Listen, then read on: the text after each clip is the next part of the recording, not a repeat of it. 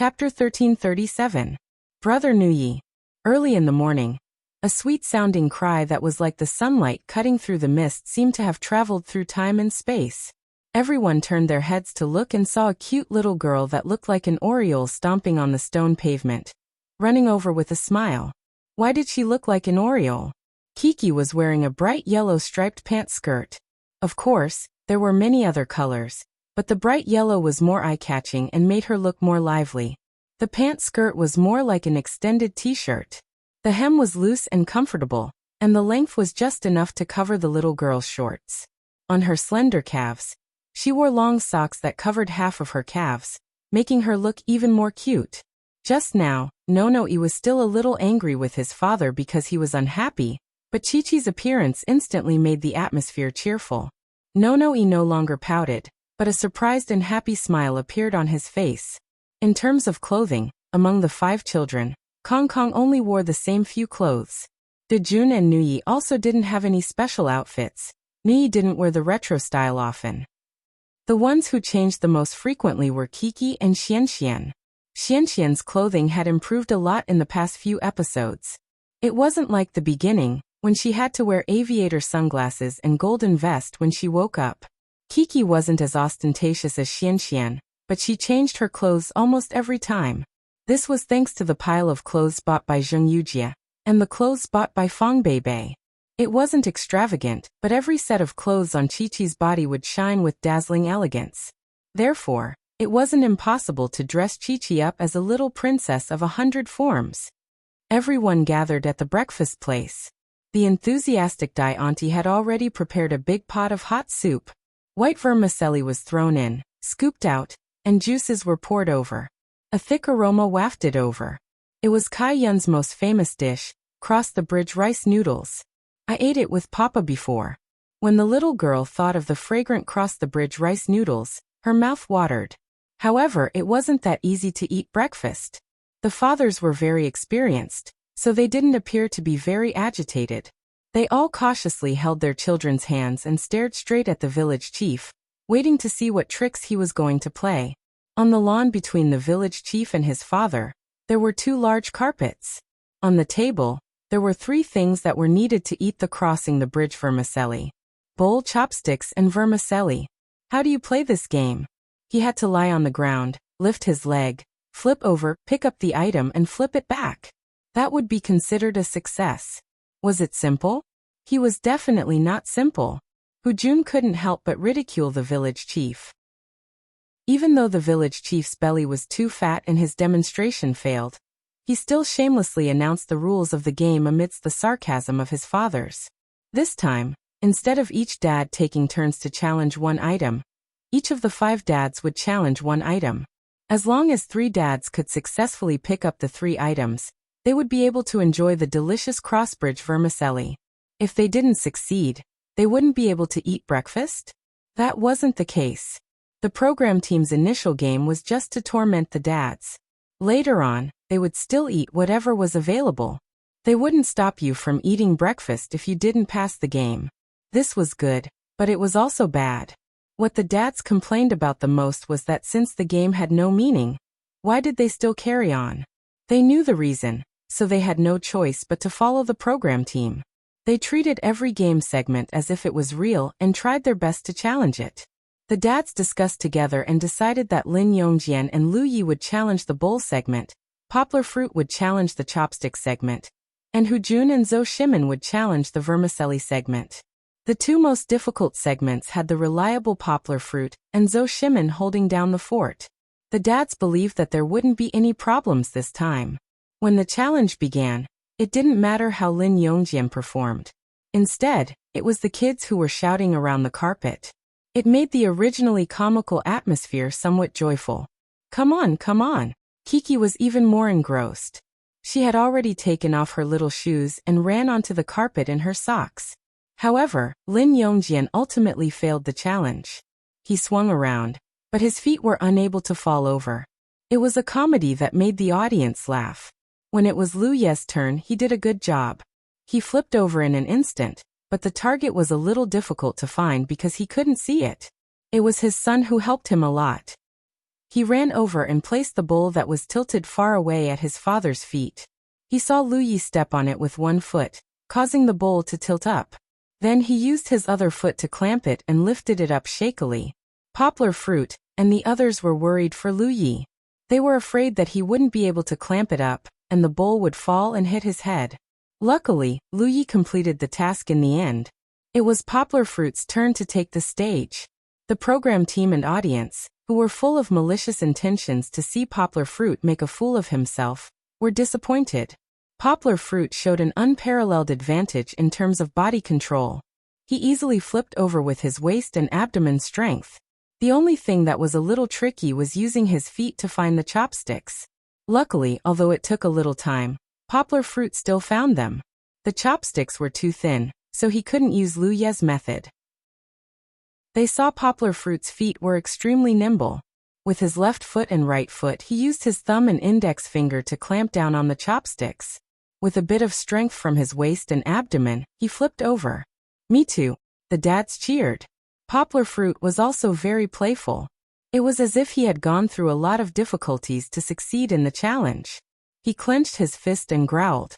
That was not all. They could see Poplar Fruit suddenly kneel and slide on the ground like a football field. He slid to the front of his daughter who was sitting on the carpet and lifted the giggling girl up. This celebration was too exaggerated. The audience could not laugh anymore. Using a trendy phrase on the internet, it was, "You city people really know how to have fun." Of course, it was still too early to be happy. There was still the last fan bundle that had not been successfully challenged. First, Jun tried. Jun said something shocking. "Brother Jun, your daddy is going to die from being bent." He and Brother Jun were kneeling by the side watching. It was fine if his words were shocking, but Jun was like a jinx.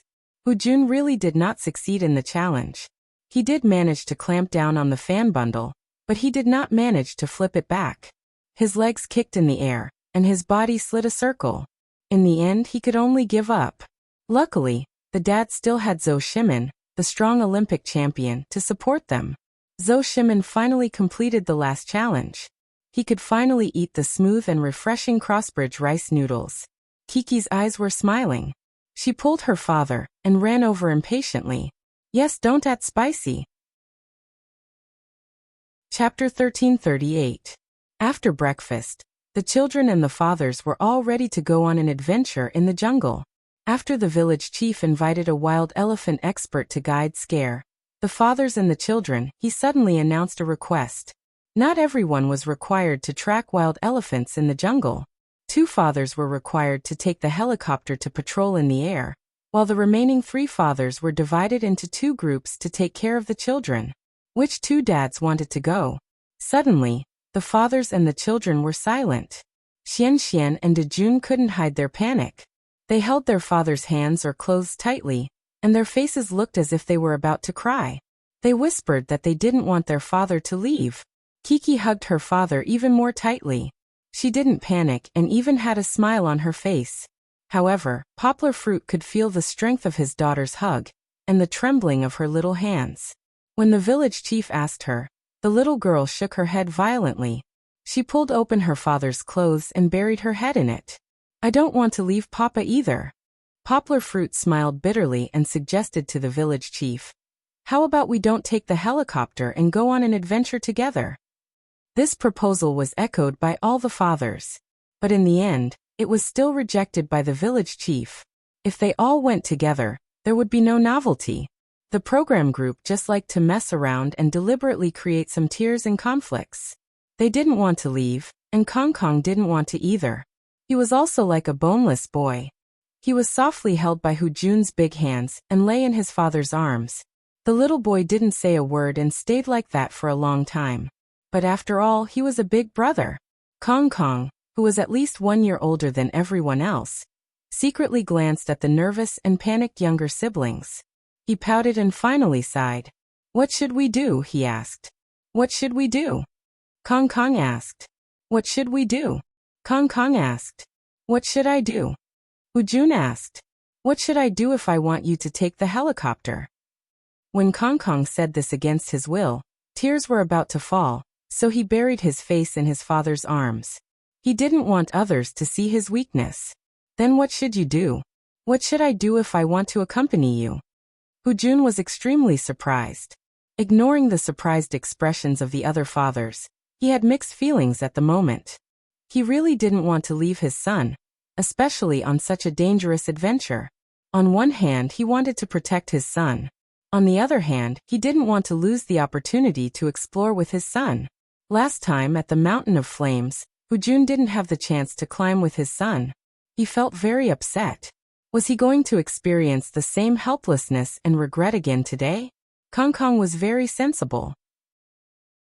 He stood up, turned around and said, "This one is too young. He will accompany him.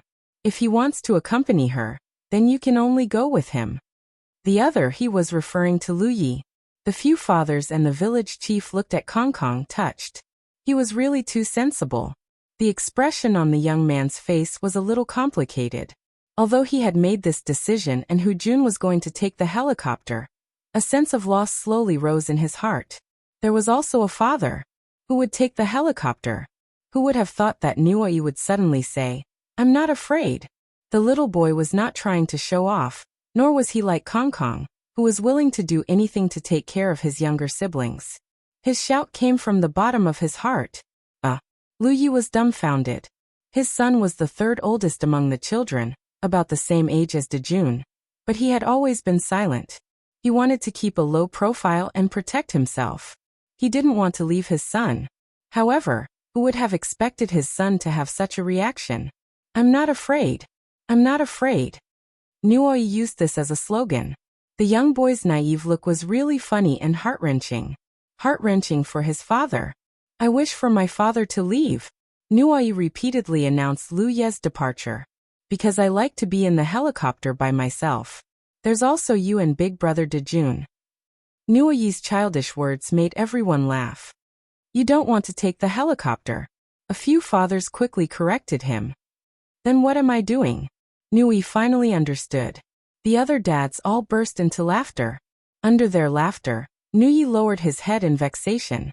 Of course, it wasn't because he wanted his father to leave. Up until now, he still didn't care about this. Although there was a heart-wrenching scene of Kong crying before she left, and there was also a scene of Lu Yi not knowing whether to laugh or cry as he forced the heartless Nuoi to cry along with him. But in the end, it was decided that Jun and Lu Yi, this pair of brothers in distress, would take the helicopter. Among the remaining fathers and children, Zhou Shimin would lead Xianxian and Nuoi in one group. Poplar Fruit and Lin Yongjian would lead Kiki, Jun and Kong in another group. They would split into two small groups to follow the directions on the map to track the elephants. Kong whispered one last thing to his father. "If there's any danger and the elephants are far away, take the helicopter to pick us up." He still treated his father as his last hope. Jun stretched out his hand to wipe away the tears on his son's face and said, "Of course. If there's any danger, your father will come and pick you up. Do you understand? I believe in this." This promise wasn't reliable because Jun wasn't the omnipotent Superman in the movies. However, he still said it to reassure Kong. "Brother Jun, don't worry. Leave Kong to me. I'll protect him." Poplar Fruit smiled and patted Kong's shoulder as he said to Jun. The two fathers who were taking the helicopter still had to return to the stronghold. As for Poplar Fruit and the others, they were going to set off for real with their children. After saying goodbye to each other, the group headed into the forest. In Poplar Fruit and Lin Yongjian's group, there were 2 adults with 3 children. On the other hand, Poplar Fruit and Lin Yongjian still had to carry a compass and a simple map in their hands to walk. Therefore, it was difficult to take care of them all. Therefore, after a discussion, Poplar Fruit and Lin Yongjian decided that Lin Yongjian would lead the way while Poplar Fruit stuffed the map and compass into his bag. No, the compass was later taken away by the excited little girl. He needed to free up one hand to hold his daughter's hand, and the other hand to hold Kong's hand. Since he had promised Kong's father that he would take good care of Kong, Poplar Fruit was very attentive. The primitive forest was more difficult to walk through than the mountainous roads in Xiong village. Moreover, the soil was slippery and the bushes were overgrown. If they weren't careful, they could easily slip and fall. Kong was fine. He walked very carefully. As he walked, he could talk energetically. However, Kiki's feet slipped a few times. Poplar Fruit grabbed his daughter's hand and didn't let her fall. This made Poplar Fruit even more cautious. Chapter 1339. Walla Walla. In the tropical jungle, it was either uphill or downhill. There were only a few sections of flat land. Not to mention the slippery soil, there were also bushes and entangled roots. Taking care of children was not an easy task. What's more, Poplar Fruit was a big man of 188 meters. In order to take care of the two little guys, he had to bend down all the time. Even Poplar Fruit was exhausted. What's that sound? Is it an elephant? Kiki asked curiously. The little girl was not afraid at all, but her question made Kong Kong's little face tense in an instant. There's a river in front. Lin Yongjian, who was leading the way, said. Only then did Yongguo raise his head to take a look. He laughed. How was this a river? It was clearly a stream that just reached their ankles. It turned out that the sound that made Kong Kong nervous just now was the sound of the stream passing through the jagged rocks.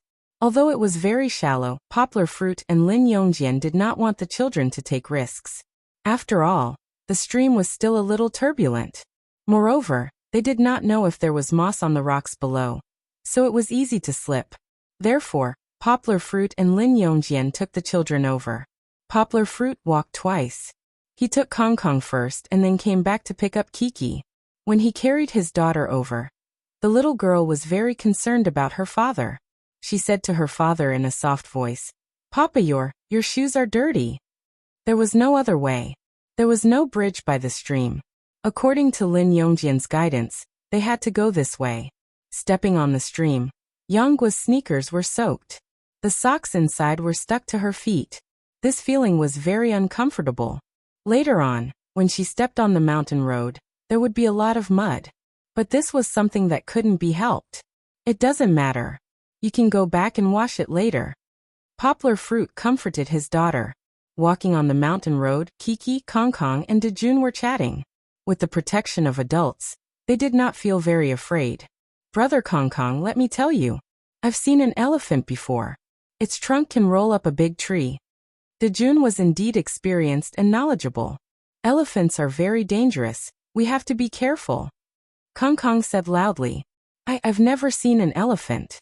Kiki said. The little girl was a little anxious. She went up and took Brother Dajuan's hand and said, But I have seen pandas. I adopted a panda with Papa in Sichuan province. It's called Pang Pang.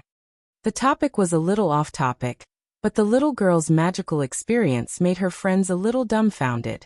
Kiki, have you ever seen an elephant? Poplar Fruit laughed and said, Daddy used to take you to the zoo to see an elephant. Have you forgotten? An elephant has 2 long teeth. The little girl tilted her head and thought for a moment. Then her eyes lit up. Oh. She nodded vigorously and said, That's right. I've seen an elephant. After walking for a while, the road ahead gradually became difficult to walk on, and it was impossible to pass. Above his head, there was a riveted iron bridge, but there was no road leading to it. Teacher Lin, wait a minute. After crossing the stream, Poplar Fruit had been puzzled. This time he finally couldn't help but shout and said, It seems that we're going the wrong way. Wrong way? Lin Yongjian stopped, picked up the map and compass and looked at it again. He actually didn't understand, and after walking for a long time, he also lost their own position. Frowning, Lin Yongjian looked for a while, then pointed to the road on the right and said, Let's go this way. With that, he took Dajuan's hand and walked over there, and Kong Kong followed. Only Kiki stayed by her father's side obediently. Wait a minute, Teacher Lin, you're going the wrong way. Poplar Fruit anxiously shouted again. Can you let me see the map first? That's right. We should go this way. Lin Yongjian stopped, but he firmly believed in his choice. He waved his hand and said, Poplar Fruit, it's okay, you take the child and follow me. There's no mistake. Sometimes, this was Lin Yongjian's weakness. He was impatient and a little blindly confident. Perhaps he felt that he was older than Poplar Fruit by more than a generation, so he could be considered an elder. The older, the wiser, so he should have more experience and knowledge than Poplar Fruit. However, Poplar Fruit didn't intend to go along with his temper. Just now, when he glanced at Lin Yongjian's compass and compared it with the map in his memory, he knew that Lin Yongjian was going the wrong way.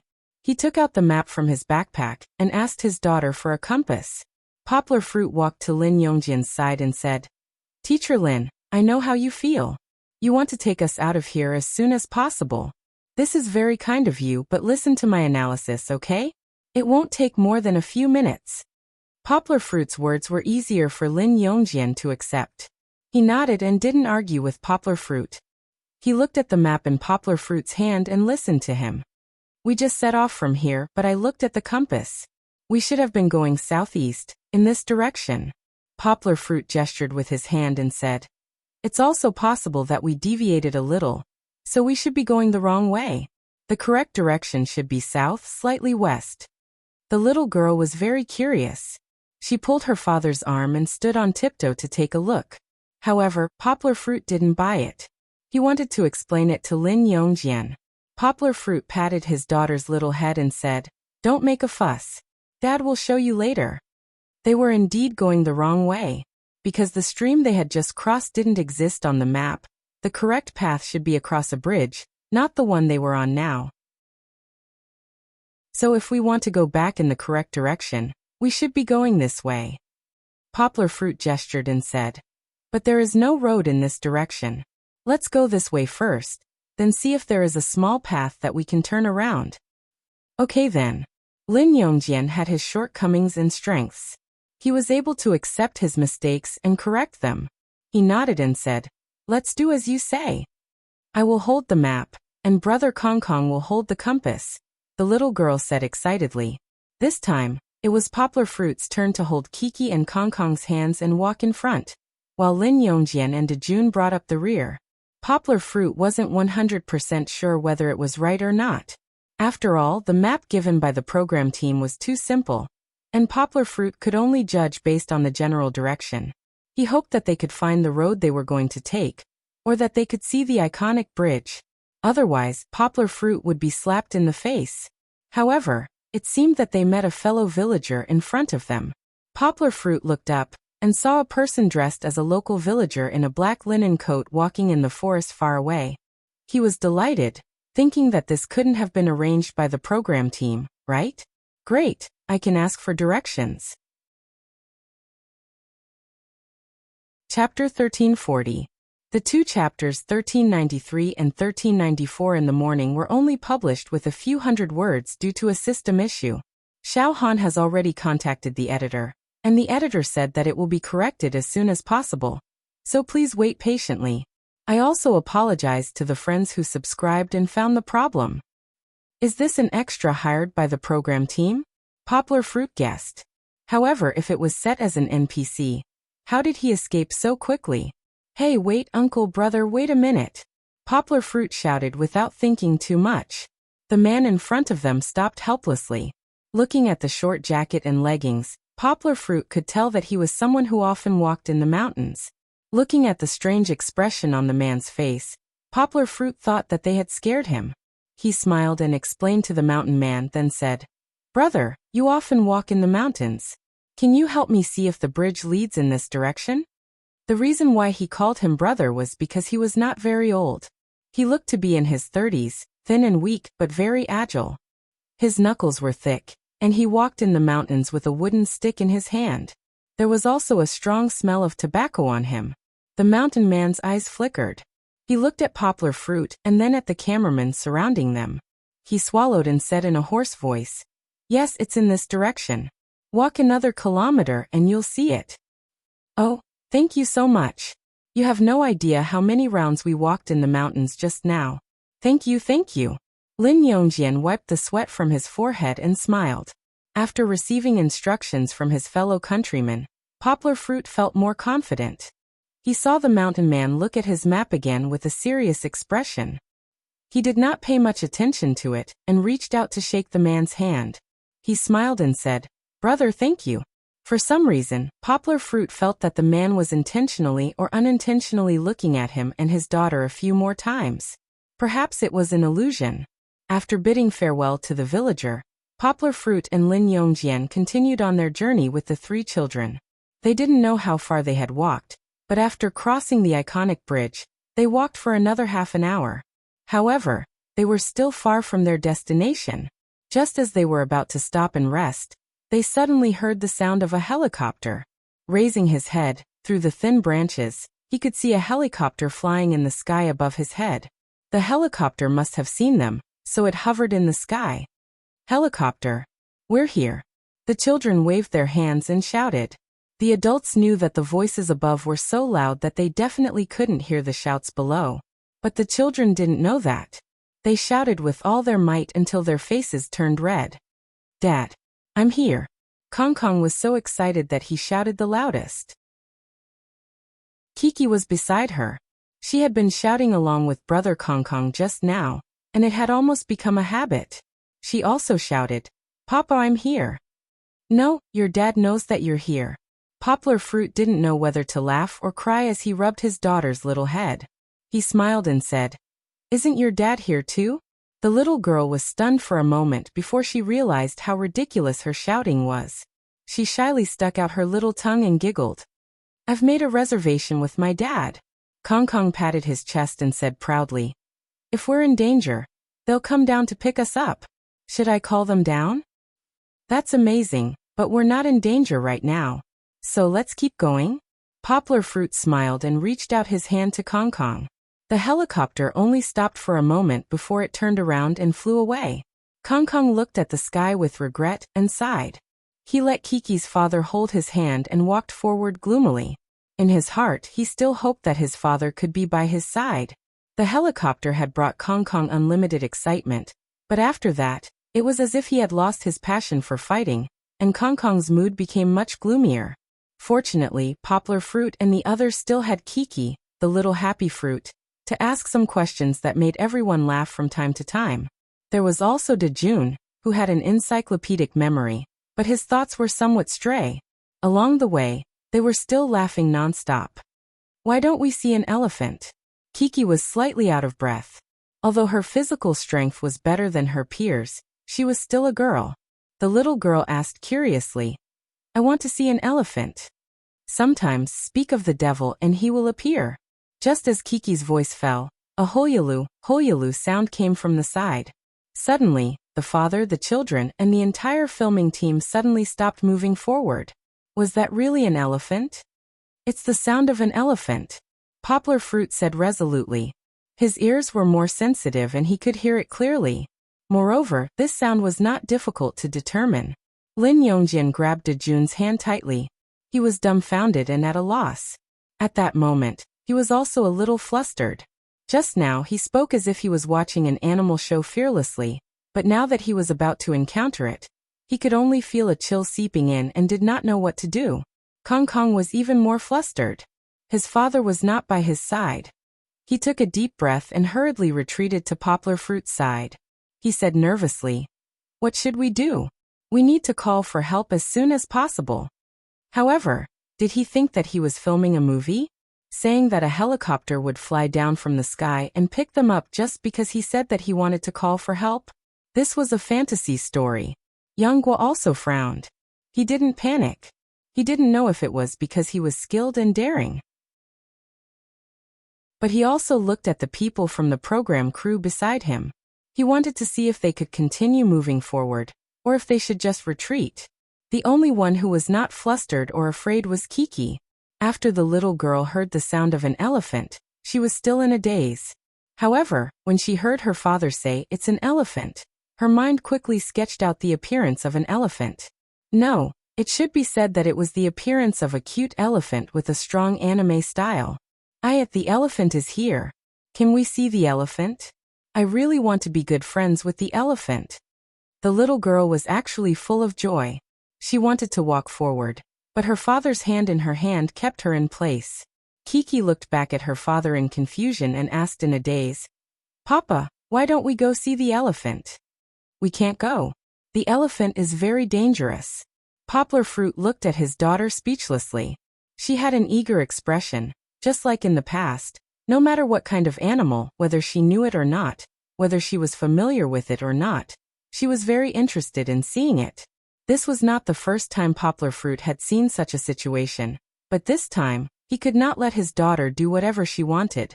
Not to mention whether these wild elephants would be a threat to the children. And not to mention whether Poplar Fruit could get rid of such a huge and heavy elephant with his martial arts. Today he was entrusted by Hu Jun to protect Kong Kong, so Poplar Fruit could not take the child to take the risk. Chapter 1341. Didn't he say that he was going to look for an elephant? Why didn't he show it to her? Chi-Chi looked at her father in puzzlement, her little mouth pouting. Her heart was filled with anticipation just now. However, before Poplar Fruit could explain to Kiki, there was a commotion from behind. It turned out that the sound of a helicopter came from the sky again. Kong Kong remembered his father's words. If there's danger, Daddy will come to pick you up. Believe that. Yes, Kong Kong believed it. Moreover, the helicopter had appeared so coincidentally. He couldn't wait to shout for help. We're here. Lin Yongjian had also forgotten that he was an adult. When he saw the helicopter, it was as if he had seen a life-saving straw. He shouted loudly with Kong Kong. Wasn't this stupid? Poplar Fruit turned around and anxiously held Kong Kong's hand. He said, Kong Kong, don't shout. If you shout so loudly, the elephant will hear you. If they encountered these big guys in the wild, it would be too late to avoid them. What if they attracted the elephant by shouting and shouting?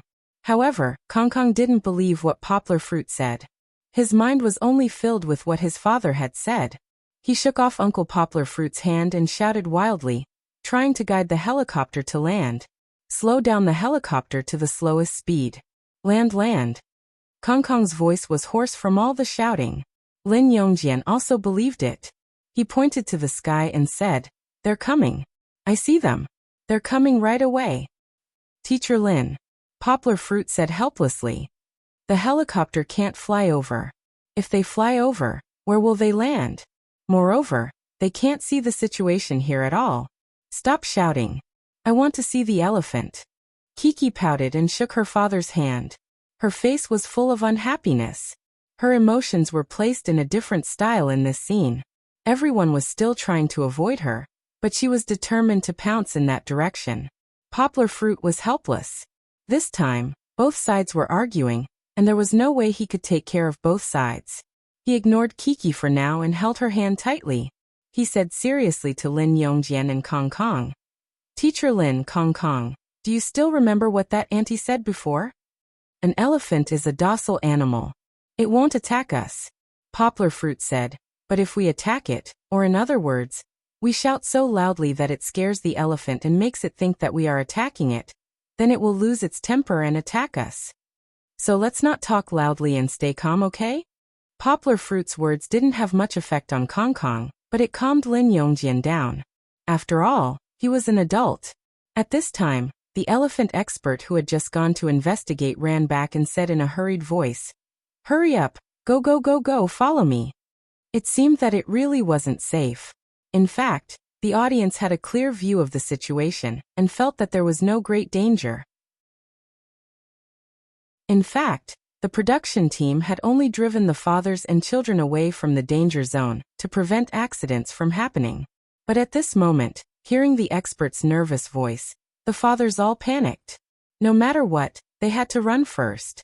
They couldn't stay in the same place and encounter danger. Lin Yongjian and Dejun left first, but Lin Yongjian was too flustered. He slipped and pulled his son down a small slope. Fortunately, the slope was not high. They stopped after sliding for half a meter. They were not injured. Slow down. Poplar Fruit reminded softly. Watch your feet. He held his daughter with one hand and took care of Kong Kong, who was on the verge of breaking down. Kong Kong was still shouting, Uncle Pilot, land. Kong Kong. At this time, Poplar Fruit's tone also became stern. He bent down and looked into Kong Kang's eyes. You can't keep shouting like this, because if you shout like this, the elephant will be afraid and attack us. It will even chase after us. Do you understand? Kong Kong only shut his mouth because of Poplar Fruit's sternness, but the little boy was already at a loss and the expression in his eyes was extremely flustered. Just now, Kiki was still acting coquettishly and wanted to see the elephant. However, in the current chaotic situation and the influence of Brother Kong Kang's emotions, the little girl also became nervous. She grabbed her father's clothes tightly, her eyes wide open, and said with a choked voice, "Papa, I'm scared." "Don't be afraid. Papa is here." Poplar Fruit patted his daughter's shoulder with heartache. No, the elephant expert in front was running too fast. Lin Yongjian couldn't run with his son, so he could only reach out and carry Dejun. He turned around and called out to Poplar Fruit, "Poplar Fruit, hurry up and catch up. Can you take care of him?" "It's okay, I can do it. Leave Kong Kong to me. Teacher Lin, quickly lead the way. I'll catch up right away." Poplar Fruit also learned from Lin Yongjian. However, he carried Kiki and Kong Kong in his left hand and right hand respectively. In fact, it was very easy. Or rather, it was even easier than him bending down to take care of the two. Poplar Fruit took a step forward and steadily stepped over the small tree root in front of him. He strode forward and chased forward. Perhaps because there was a hug to rely on, Kong Kang's emotions stabilized a little. He pursed his lips and looked at the sky from time to time, trying to get news from the sound of the helicopter that was still spinning in the sky that his father was coming to save him. But there was no news. Because of the panic just now, Kiki was quite frightened. She sobbed, hugged her father's neck and said with a choked voice, I'm so scared, I want to go home." "Don't be afraid. Papa is protecting you, right?" Although Poplar Fruit was rushing, he still said to his daughter with ease, Okay, don't cry. Papa's clothes are wet because of you." The little girl's emotions calmed down a little because of her father's calm voice. She sobbed and asked, But why do we have to run?" "Because the elephant is coming," Poplar Fruit said. Kiki stopped sobbing immediately. She blinked her big watery eyes in confusion and asked in confusion, "Why do we have to run when the elephant is coming?" It turned out that her fear just now was because she was frightened by the adults and Big Brother Kong Kang's panicked behavior. In the little girl's heart, elephants could still be good friends. She was even thinking of going to see an elephant just now. Ignoring Kiki's doubts for the time being, Poplar Fruit and the rest finally escaped the dangerous area under the lead of the elephant expert. Without the rough cries of the elephant behind them, their footsteps finally had some confidence. Of course, the elephant expert did not ask them to retreat, but went around an S-shaped route, maintaining a 45-degree angle from the elephant as they moved forward. Moreover, he knew the way, and very quickly he brought the fathers to the front of the second bridge marked on the map. Huff huff. Lin Yongjian did not have the stamina of Poplar Fruit. He carried his son and ran for a while, and even fell twice. When there was no danger, he put Dejun down and panted heavily. He felt like he had just survived a disaster. Chapter 1342.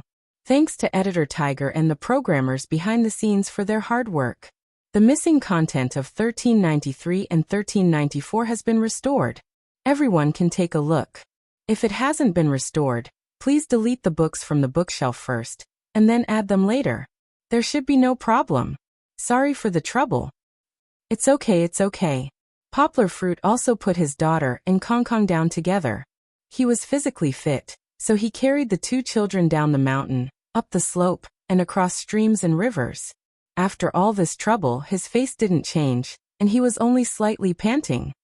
"Papa, where's the elephant?" The little girl was still there, reluctantly pulling her father's lapel and looking back. Perhaps it was too far away. Not to mention the elephant's shadow. Even the elephant's cry just now had long been far away. "The elephant? We've already gotten rid of the elephant. Don't be afraid," Poplar Fruit said with a smile. The last "don't be afraid" was said to Kong Kong. Kiki was not afraid. Looking at her regretful face, one could tell. However, compared to Kiki, Kong Kong, who was the oldest, was not in a good mood. He pursed his lips and kept rubbing his eyes. Finally, the long simmering emotions broke out. Kong Kong suddenly turned around and stood alone in a corner, crying. He didn't want others to see him crying in a sorry state. However, Poplar Fruit couldn't ignore him. He hurried over and comforted him softly. In fact, Kong Kong's crying was not entirely because of fear. Fear was the fuse. This was the sadness of a person's belief collapsing. He firmly believed in the agreement with his father, but in the end his father still didn't fly the plane down to pick him up. It was like Wuxia fairy fantasizing that one day there would be a peerless hero wearing golden armor and stepping on colorful auspicious clouds to marry her. However, even when she was sent to the bridal chamber by the bull demon king, there was still not a single cloud in the sky. Where did the last bit of trust between people go? Kong Kong was crying very sadly. Chi-Chi couldn't help but poke her head out to take a look. She was also drenched in sweat, and the sweat on her face had washed away the tear stains from earlier. On the other hand, her naughty hair had become all kinds of pretty shapes because of the sweat. Kong Kong, don't be afraid. Uncle promises you that we won't be in danger again. Is that okay? Poplar Fruit felt a little guilty. Although it wasn't his fault, Hu Jun had entrusted Kong Kong to him. Kong Kong crying so sadly was his responsibility. Brother Kong Kong, don't be afraid. Jun also came over. He tried to comfort Kong Kong and said, "Let me tell you, elephants are not scary at all." The beginning of Jun's words were quite good. Kiki nodded vigorously as she listened. But towards the end, it gradually became his reminiscence show. I used to see an elephant in the zoo. His teeth were very long and could pick up a tiger. This seems to be doing more harm than good. Isn't this describing the elephant as more and more terrifying? Fortunately, Kong Kong was still a strong child. After crying for a while, she gradually stopped crying under the comfort of Poplar Fruit and Lin Yongjian. Let's continue walking. Poplar Fruit smiled and said, Kong Kong, you hold your sister's hand. He was responsible for taking 2 more photos with the camera. He had been taking care of the child, getting lost and encountering danger, so he had forgotten about the camera around his neck. Just now, when Kong Kong was wiping her tears, the director specially reminded the 2 fathers who had the camera. The camera was quite interesting. It looked like a SLR, but in fact it was a Polaroid camera. Poplar Fruit stood behind his daughter and snapped a photo of Kong Kong and Kiki holding hands as they walked in front. There wasn't a big difference in height between the little boy and the little girl. One was wearing colder clothes, while the other was wearing warmer clothes. Kiki was wearing a mosquito-repellent light gauze jacket. It was light yellow and looked very nice. Looking from behind, their backs were extremely beautiful. Hearing the sound, the little girl turned around curiously. She grabbed her father's hand and snatched the photo from him. She imitated her father and swung the photo that hadn't been fully formed yet. Finally, the figure in the photo was clear. Brother Kong Kong, look. Kiki giggled and shared the photo with Brother Kong Kong. Let's take a few more photos? Poplar Fruit discussed with Lin Yongjian. The scenery here is still pretty good. The scenery had always been very beautiful. This was an almost primitive tropical rainforest. Every mountain, every river, every flower, and every tree had their own unique charm. It was just that Poplar Fruit and the others didn't have time to look at it in detail. Finally, along the way, Poplar Fruit and Lin Yongjian took many photos of the 3 children. There were solo photos, group photos in pairs, father and son, and father and daughter photos. Come. The 3 of you stand together. I'll take a group photo for all of you. Poplar Fruit was addicted to taking photos. He smiled and directed them. Unknowingly, they had walked for more than 2 hours. They were almost at the campsite. It was time to take a group photo to commemorate this not an easy journey. At this time, the 3 children were in high spirits. Even Kong Kong didn't cry like before. Perhaps it was because they had experienced hardships together, but Kong Kong seemed to be more affectionate with her younger brother and sister. Kiki stood on the right, Jun on the left, and Kong Kong in the middle. He put his hands on Jun and Kiki's shoulders. The 3 children smiled sweetly. The sweat on their faces couldn't hide their relaxed and joyful expressions. Perhaps this was the most moving smile. Poplar Fruit specially took 2 more photos. This way, each child would have a photo to keep as a memento. Just as Poplar Fruit was handing out the photos to the 3 children for them to play with, behind them, at a bend in the mountain road that Poplar Fruit didn't notice, a voice suddenly called out, Kong, Everyone looked back in surprise. Kong Kong turned around and ran over excitedly. He didn't shout like the other children, but he was very excited. He ran over in a few steps and hugged Hu Jun's thigh. Hu Jun and Lu Yi had also returned. They couldn't wait at the campsite and came out to welcome them. Of course, Lu Yi was still a little disappointed and anxious because Zhou Shimin and his son, as well as his new Yi, had not returned yet. I'm so touched. Kiki was still playing with the photos in her hand. Her left hand was holding a small stack of photos, but her eyes were staring straight at Brother Kong Kong and her father. She let out a sigh like an adult. What are you touched about? Poplar Fruit laughed out loud. He rubbed his daughter's little head. He was very interested in her unintentional cuteness. I don't know. I feel very touched. The little girl giggled. She was full of energy, or rather, the children were full of energy. Unlike Lin Yongjian, who had returned to the campsite, she quickly put down her school bag and found a small stool to sit on to catch her breath. The little girl ran around. Sometimes, she would run to see Brother Kong Kong and her father complaining, "Why didn't you come to fetch me?" Sometimes, when she heard that Zhou Shimin and Xian Xian had returned, she would run over to see the commotion. She really couldn't stop running for a while. Look, she ran back to her father and the little secretary to talk about the fresh stories she heard from Uncle Zhou Shimin. Chapter 1343. From Kiki's words, Poplar Fruit roughly understood what had happened to Zhou Shimin. Compared to Poplar Fruit's twists and turns, Zhou Shimin's side was much calmer. They did not get lost, and even though they encountered an elephant, they did not panic like Poplar Fruit because they were at a certain height. Of course, it was not a smooth journey. After all, Zhou Shimin had to take care of two children. Nuoyi's leg was injured and his face was hit by the camera hanging around his neck. What was even more amazing was the photo in Kiki's hands. The little girl excitedly squeezed into her father's embrace and looked at it with him. Xuan's papa said that when they saw it, the snake was not afraid. In the photo, a colorful python was coiled around a tree branch more than a meter above the ground. It was so lazy that it did not move. Not to mention that it was a python as thick as an arm and could easily kill an adult sheep. Even if it was a normal small colorful snake, most girls would be afraid. However, not only was Kiki not afraid, she was even looking at it with great interest. It was as if the python could become her good friend like gold. All right, Poplar Fruit was really helpless against his daughter's passionate thoughts. He laughed and talked about all sorts of things. Finally, he managed to dispel Kiki's thoughts of dragging him to see the snake. The program team gave the fathers some time to rest, as well as some time for Lu Yi and Hu Jun to talk to their sons. However, the rest time passed very quickly, and a new segment of the game was about to begin. The village chief brought a bamboo plate and placed it on a wooden stake. Inside the plate, there was a conical cover made of green leaves. Poplar Fruit looked at the familiar green leaf cover and could not help but tremble. Were they going to eat worms again? Also, the village chief was holding an exquisite wooden hammer. What was he going to do? Auction? Such a word appeared in Poplar Fruit's mind. Sure enough, the village chief told everyone the rules of the game. It was very simple. It was an auction. However, everyone's money was not used. It was useless. The village chief took it away. The village chief had prepared 5 large bags of daddy coins in large express envelopes. Everyone had 500 yuan in them. This will be all the money you will need to participate in the next auction.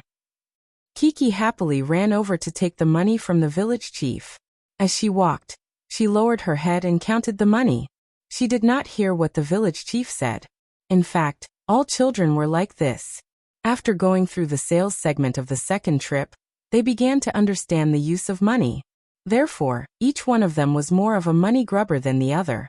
Poplar Fruit saw Kong Kong grinning from ear to ear. Normally, this cold little CEO would not be so happy. The auction game was very unpredictable.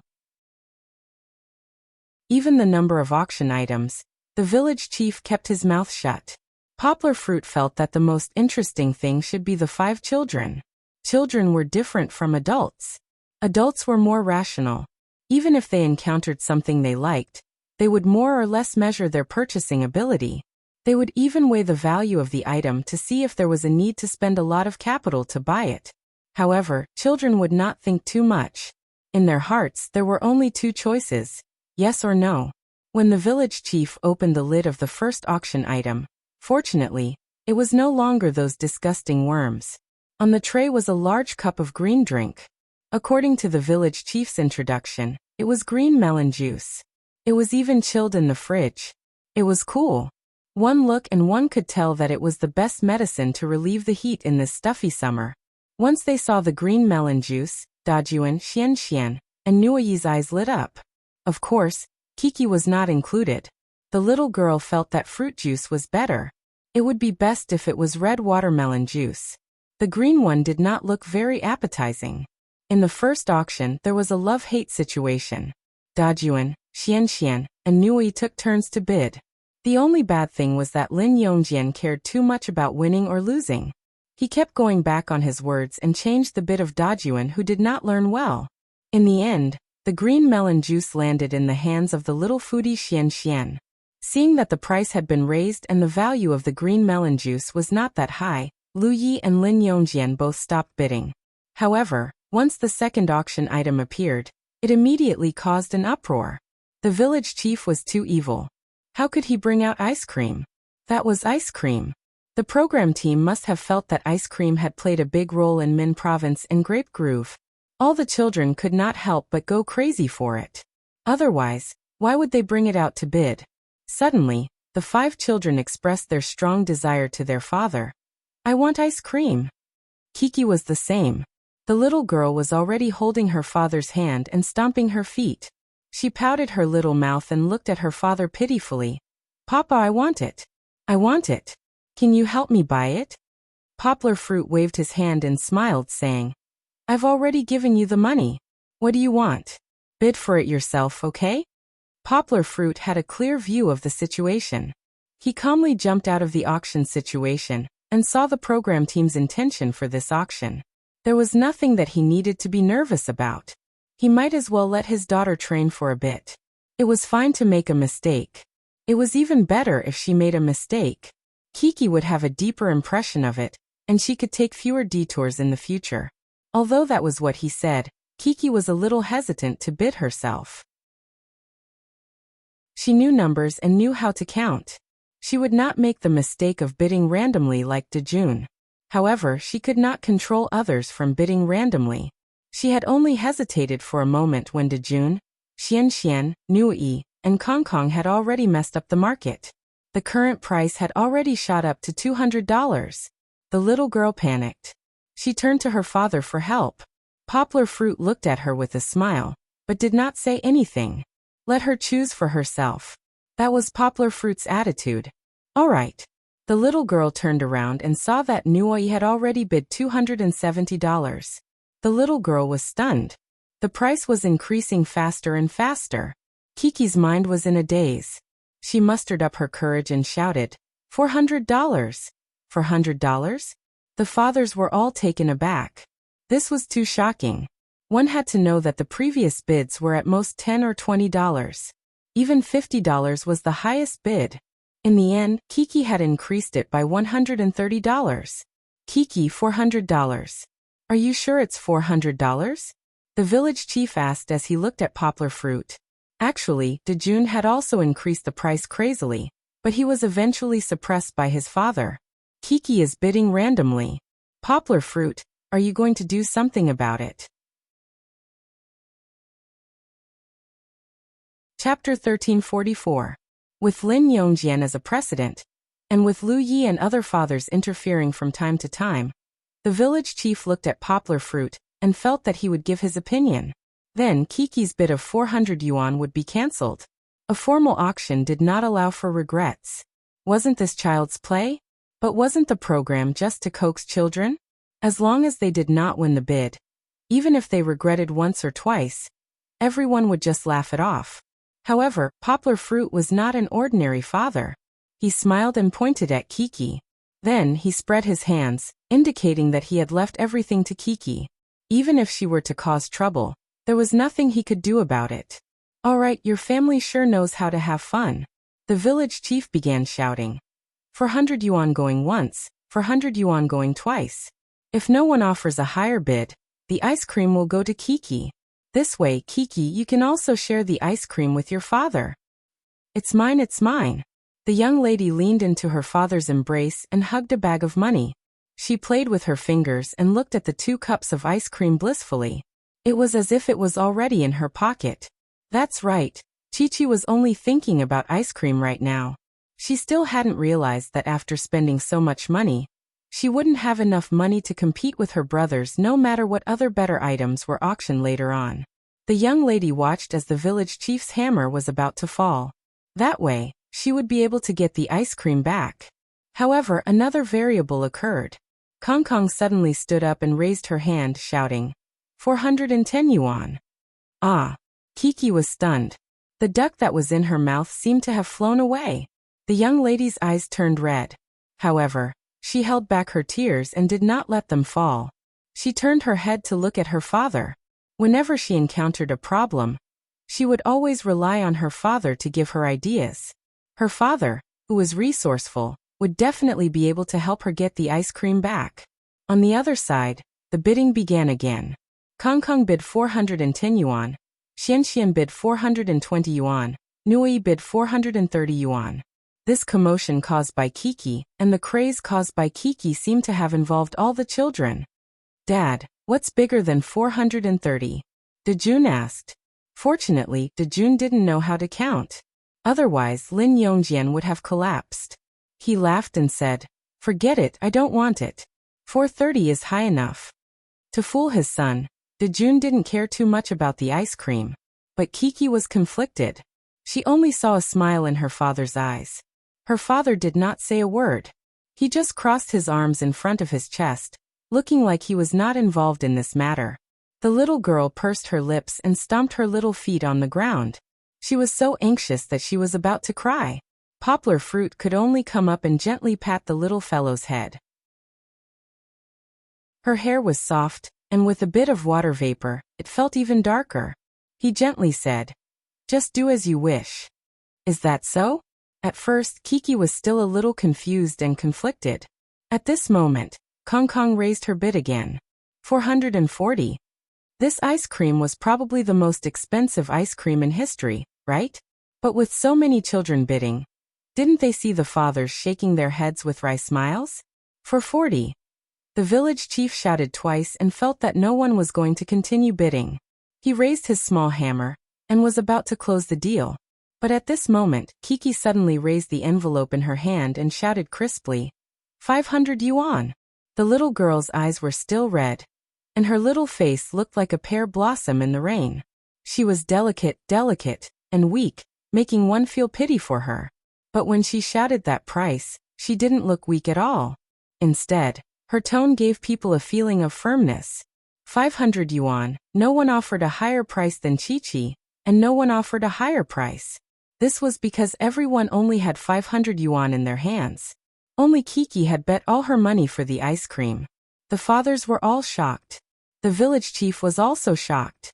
But the ice cream was finally in Kiki's hands. When she didn't get it, she was still nervous and would throw a tantrum from time to time. But now that it was finally hers, Kiki's face bloomed with a charming smile again. The little girl was very excited. She took 2 cups of ice cream from the village chief's hands and immediately ran to her father's side. She raised it up high as if she was presenting a treasure. Her pair of big watery eyes blinked. Poplar Fruit knew what his daughter meant. He smiled, walked around the ice cream, and gently patted his daughter's little head. Go and share it with your friends. Dad doesn't need to eat ice cream. As he said that, he glanced at Xian. Xian really wanted to eat ice cream just now, but because he had participated in the bidding for the cucumber juice, he didn't have any more money to compete for the ice cream. In the end, he could only watch as Sister Kiki took the ice cream away. Xian couldn't help but hug his father and cry. In the end, he still had the temper of a child. Xian cried. No matter what his father said, he didn't have any intention of stopping. Until someone patted his back, and a familiar voice came from behind. Xian, I'll share this ice cream with you guys. The crying suddenly stopped. Xian turned his head with tears on his face. He was surprised to see Sister Kiki putting a cup of ice cream in his hand. Kiki was very satisfied to see the change in Xian. She smiled happily and ran back to her father's side, shaking her ponytail, without waiting for Xian to thank her. The cup of Kiki that was given out was shared with her friends. The remaining cup of ice cream was hers. The little girl was very happy. She was thinking about the ice cream. After eating 2 spoonfuls, she felt that the ice cream was cool and refreshing. Her body was cold, and the hot feeling was swept away. Kiki comfortably let out a nasal sound. She raised her head and saw Brother Kong Kong looking at her from not far away. To be precise, he was looking at the ice cream in her hand and licking his lips. Because the little boy was shy, he didn't ask Xian Xian, Dajuan, or Nuai for the ice cream. He just stood there. In reality, Kong Kong's desire to eat ice cream was no less than anyone else's. One had to know that during the bidding, other than Kiki, Kong Kong was the one who paid the most money. Kiki was stunned. She was also a little embarrassed. She walked over and scooped up a small spoonful of ice cream. She handed it to Brother Kong Kong and said softly, "I'll share it with you." In fact, Kiki was still a little resentful towards Brother Kong Kong. After all, if it wasn't for Brother Kong Kong who kept raising the price, she could have won the bid for the ice cream with only 400 yuan. However, Kiki wasn't the kind of person who liked to hold grudges. She took the ice cream in her hand and instantly forgot about the resentment in her heart. Kong Kong looked at the ice cream that Kiki handed over. Her wrist was very white, and Kong Kong suddenly thought of Big White from the Supermarines. Kong Kong came back to her senses and reached out to take the small spoon and ice cream from Kiki's hand. Kiki was confused for a moment and realized that something was wrong. She only wanted to share a spoonful with Brother Kong Kong. Why did he take it all? Just as the little girl was about to explode, Kong Kong brought the small spoonful of ice cream that Kiki had scooped up to her mouth. Kiki ate it in a daze. Then she saw Kong Kong turn the small spoon around and use the other side to scoop a spoonful of ice cream. She then turned the spoon around and fed it to her sister. This scene had also happened in the Grape Valley before. However, because of the editing by the production team, the audience could only see Kong Kong's performance in this episode. Instantly, many of the female audience members were half melted. This was quite good, wasn't it? Chapter 1345. The ice cream was not finished yet, so the auction continued. Of course, to Kiki, who had spent all her money, the remaining items had nothing to do with her. But when the third item appeared, it was still the same as the ice cream, causing a stir among the 5 children. This time, the auction items were roasted chicken wings and drumsticks, as well as 2 bottles of Coca-Star beverages. Poplar Fruit smiled. He saw Xian Xian crazily shaking the meat, as if he wanted to take it for himself. As for Dejun, Nui, and Kong Kong, it was about the same. Kiki looked at the roasted chicken wings and drumsticks. The little girl pursed her lips. She knew she had no hope. The little girl turned around to look at her father, then turned around and buried her head in her father's embrace. Her depressed and regretful feelings were self-evident. "It's fine. You've already eaten the ice cream. Dad will make more for you when we get back. You can eat as much as you want." Poplar Fruit ruffled his daughter's hair and smiled. The popularity of the third auction item wasn't bad at all. Although without Chi-Chi's bid, everyone didn't behave so crazily, but slowly, the price rose to more than 300 yuan. 400 yuan. Dejun shouted. Was he going to raise it to 500 yuan again? In this auction, from the moment Kiki started fighting for the ice cream, the bubble had already been created. If just looking at Kiki's ice cream, not to mention 400 yuan, even 500 yuan for the roasted chicken wings and drumsticks would be worth it.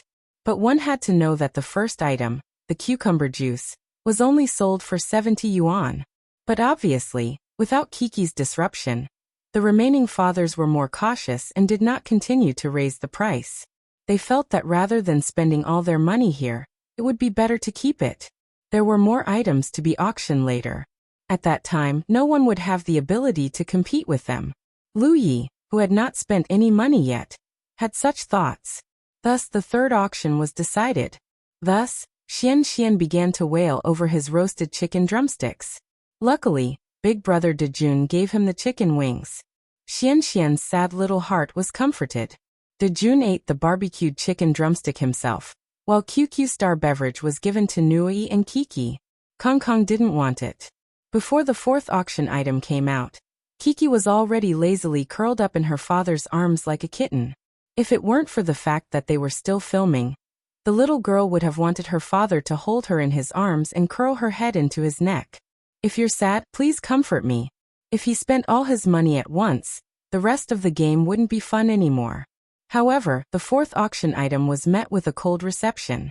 That was because it was not something delicious, but a set of toiletries. Or rather, it could be said that it was the ticket to a comfortable hot bath in the jungle camp. But no one wanted it. Louis even laughed. I wouldn't want it even if you gave it to me. Each of them was more shrewd than the other. They all wanted to save their money and leave it for later. Daddy, Daddy. The little girl suddenly reached out and tugged at her father's clothes. She raised her little head and her eyes sparkled. She asked expectantly, if no one buys it, can you give it to us in the end? You want it? Poplar Fruit laughed in surprise. Yes, yes. I want to take a bath. It's sticky and uncomfortable. The little girl tugged at her collar and pouted. She seemed to be very hot. Indeed, her face was still covered in sweat. That won't do, Poplar Fruit said with a smile. If you didn't pay, then there won't be any. You can't have the thought of getting something for nothing, right? Kiki pursed her lips in dissatisfaction and did not say anything else. It seemed that this auction item was going to be unsold. But at this moment, Kong Kong suddenly raised his hand and said, 30 yuan. It looked like he was very supportive. He did not have any intention of buying it at all. Hu Jun looked at his son in confusion and thought, what's the point of buying this? However, old Hu was not a father who liked to interfere with his child's decision. He smiled and did not say anything. Kong Kong made a bid, but no one else competed with him, so this auction item was successfully sold. The village chief was still a little amused. He felt that it was strange that this auction item was sold for such a low price. He did not see that if it wasn't for Kong Kong, it would have been unsold. Kong Kong ran to get the toiletries back. However, he did not return to Hu Jun's side. Instead, he walked past Hu Jun and came to Kiki. The little boy's expression was tense. He stretched out his hand nervously and trembled. He looked at Kiki and said, this is for you. Kong Kong must have heard the conversation between Kiki and her father. Otherwise, why would he bid for the auction item that Kiki wanted and give it to Kiki? Wow. Poplar Fruit laughed in surprise. Kiki, look. You shared the ice cream with Brother Kong Kong just now. Now Brother Kong Kong bought you some toiletries to repay you. Isn't that right, Kong Kong? Kong Kong looked nervously at Poplar Fruit and nodded. The few fathers smiled knowingly at this scene. Of course, there was still some surprise in their eyes. However, they did not think too much about it. After all, even Kong Kong was still a child. It was not as complicated as an adult's relationship. Thank you, Brother Kong Kong. Kiki was a little embarrassed. However, she still took the items and smiled sweetly. After saying that, she shrank into her father's arms and was unwilling to come out. Poplar Fruit was very satisfied. He felt that Kiki could at least learn two things from the auction. One was that when auctioning something you like, putting all your eggs in one basket might not be the best choice. The other was that if you give someone a rose, the hand will have a lingering fragrance. If you share it with others, sometimes there will be unexpected gains. Poplar Fruit directly explained these principles to Kiki. She might not understand, but through her own experience and Poplar Fruit's chat with her in a few days, the learning effect would definitely be better. It was not just two principles. Poplar Fruit was pleasantly surprised to find that the village chief had given Kiki a chance to experience a third principle. All right, our auction this time is officially over. The village chief did not take out a fifth auction item. He smiled and said those words in a very annoying manner. It's over? Everyone was dumbfounded, especially Lu Yi. He was the one who lost the most. He did not spend a single cent of the 500 yuan he had. This is life. It was really a drama. The few fathers who had spent a lot of money laughed out loud. They patted Lu Yi's shoulder mercilessly. It was not to comfort him, but to mock him. Lu Yi wanted to cry but had no tears. He looked bitterly at the village chief and thought to himself, are you playing with me? What did Dream of the Red Chamber say? The mechanism was too clever. This principle was obvious. Wasn't it just a replica of throwing away a watermelon to pick up a sesame seed? Chapter 1346. 5 people, only 4 items, not even enough people to share. Although everyone hated the village chief, the auction was still over. Fortunately, after that, everyone had a pretty good dinner.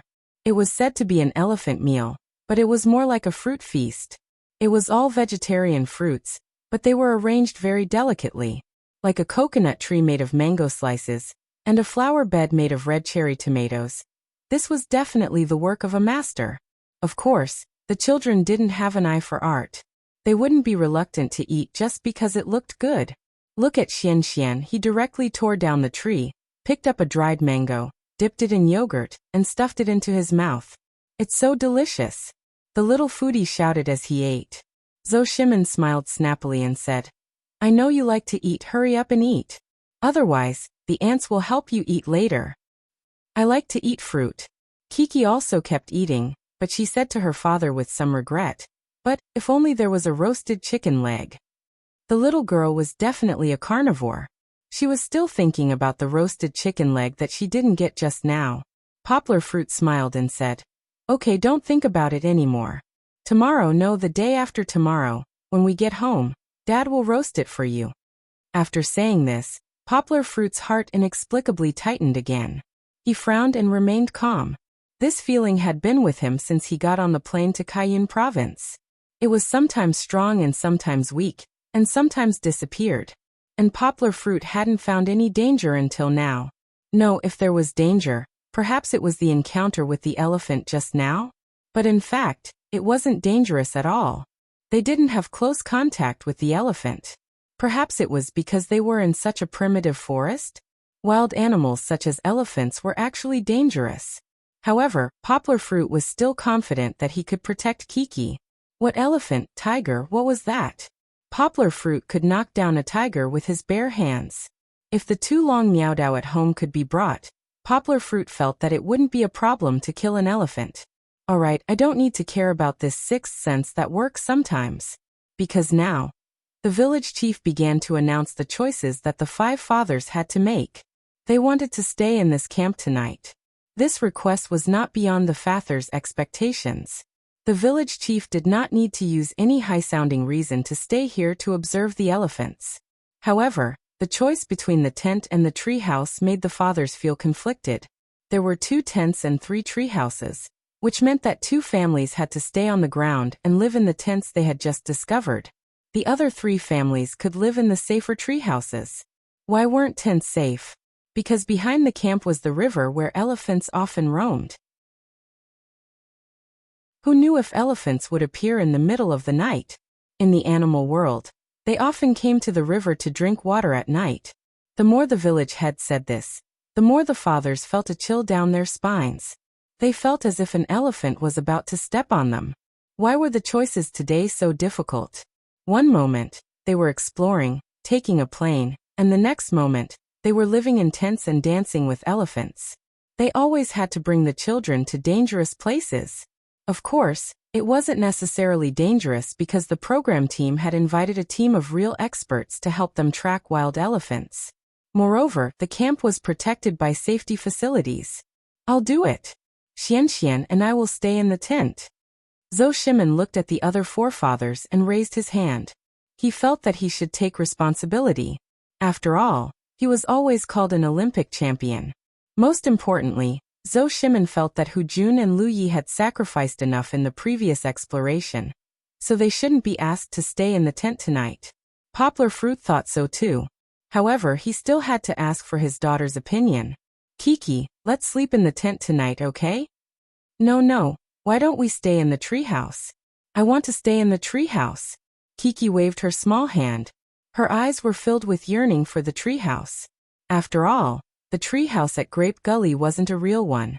It was just Kiki's imagination. Poplar Fruit secretly complained about the program team. They must have done it on purpose. They heard that Kiki liked the treehouse the last time, so they deliberately did it this time. If it wasn't for the treehouse, Poplar Fruit was very confident that he could persuade Kiki. However, the treehouse was too attractive to Kiki. Look, when we were searching for elephants in the forest, you didn't want your father to leave you, so Hu Jun and Uncle Lu Yi went to take a plane.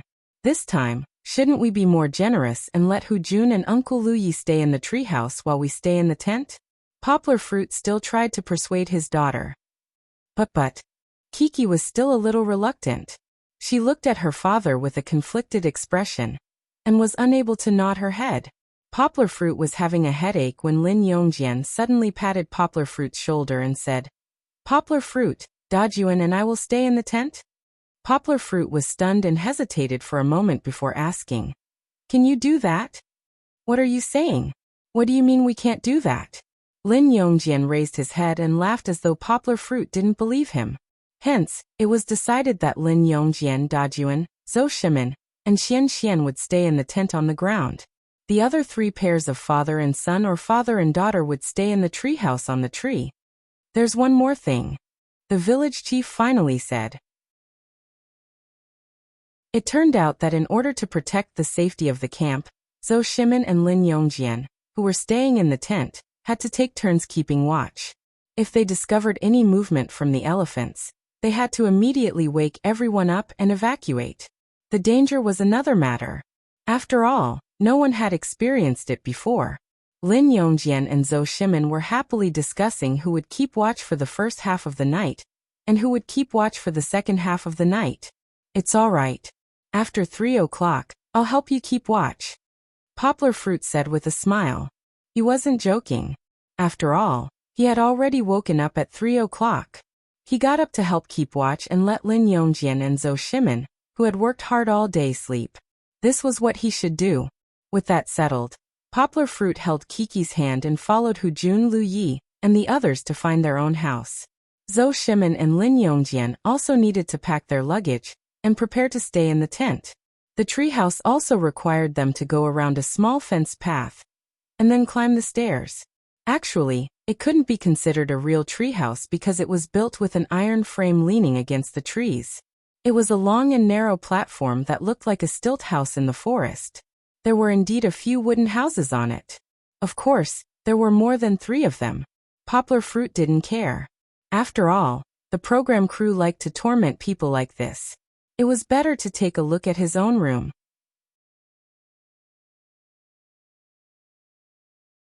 Chapter 1347. They were a little tired from playing that day. Although the children played around in the treehouse for a while, they eventually returned to their rooms to rest early.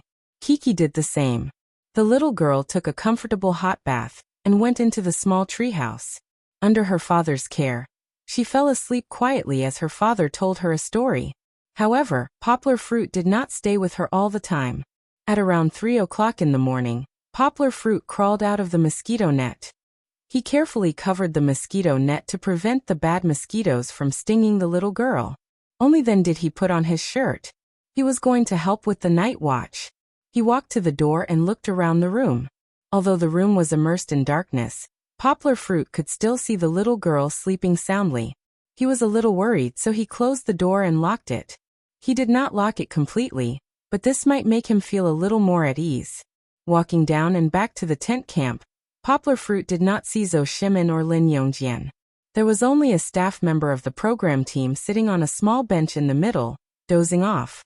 Sure enough, they just wanted to mess around a little. In the end, they did not make things too difficult for these celebrity fathers. Poplar Fruit felt that he had figured out the sinister intentions of the program team. He smiled slightly and went up to pat the staff member on the shoulder. "Ah." The staff member suddenly woke up. He looked up and said shyly, "Teacher Yang, why are you here?" In the past, only a few female editors called Poplar Fruit Teacher Yang, because they were young. However, some time ago, Poplar Fruit was promoted to the head of a new department in Higashiyama University, and became the interpreter for the military parade. After the news spread, Poplar Fruit's academic status was consolidated. Therefore, most of the staff in the program team followed, and called Poplar Fruit Teacher Yang. Compared to Lin Yongjian's Teacher Lin, this wasn't considered a compliment. It was more of a form of respect. They felt that Poplar Fruit was too amazing. Words like extremely talented and extremely knowledgeable were simply created for him. Poplar Fruit smiled and said to him, "You go to sleep. I'll guard here. Anyway, I've slept enough." Thus Poplar Fruit was the only one left to keep watch. Poplar Fruit took a deep breath of the fresh air in the forest. Although the night had passed and the concentration of carbon dioxide had increased, the freshness of the air was still much better than in the city. In such a place, Poplar Fruit felt much more relaxed physically and mentally. Poplar Fruit wasn't idle either. He was bored anyway, and sitting around was even more boring. He might as well practice some boxing to train his body. Because of the existence of the camera, Poplar Fruit didn't practice his own Tai Chi. Instead, he practiced Xingyiquan, Bajiquan, Wing Chun, and various other boxing techniques that he learned from the internet. He was also a bit mischievous. He didn't follow the routine. One moment he practiced Xingyiquan, and the next moment he switched to Wing Chun moves. Only he had a thorough understanding of Kung Fu. If it were someone else, they definitely wouldn't be able to switch so freely. Although it was training, Poplar Fruit's ears were pricked up. Not to mention the camp. Even if it was 100 meters away in Kiki's small treehouse, he could hear everything clearly. Although he didn't really care about the warning of his sixth sense, Poplar Fruit still wanted to be careful. When it was almost 5 o'clock in the morning, Poplar Fruit had already finished the warm-up stage. A little sweat began to appear on his forehead. But suddenly, he heard a rustling sound. It was still far away, about a few hundred meters away, but Poplar Fruit could hear it the fastest. He stopped his movements and listened seriously with a serious face. After all, it was still far away. He had to make sure that it wasn't a false alarm from other small animals.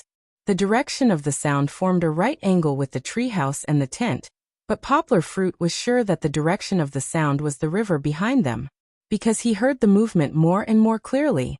The sound of rustling was getting louder and louder, and it was accompanied by the sound of branches being broken.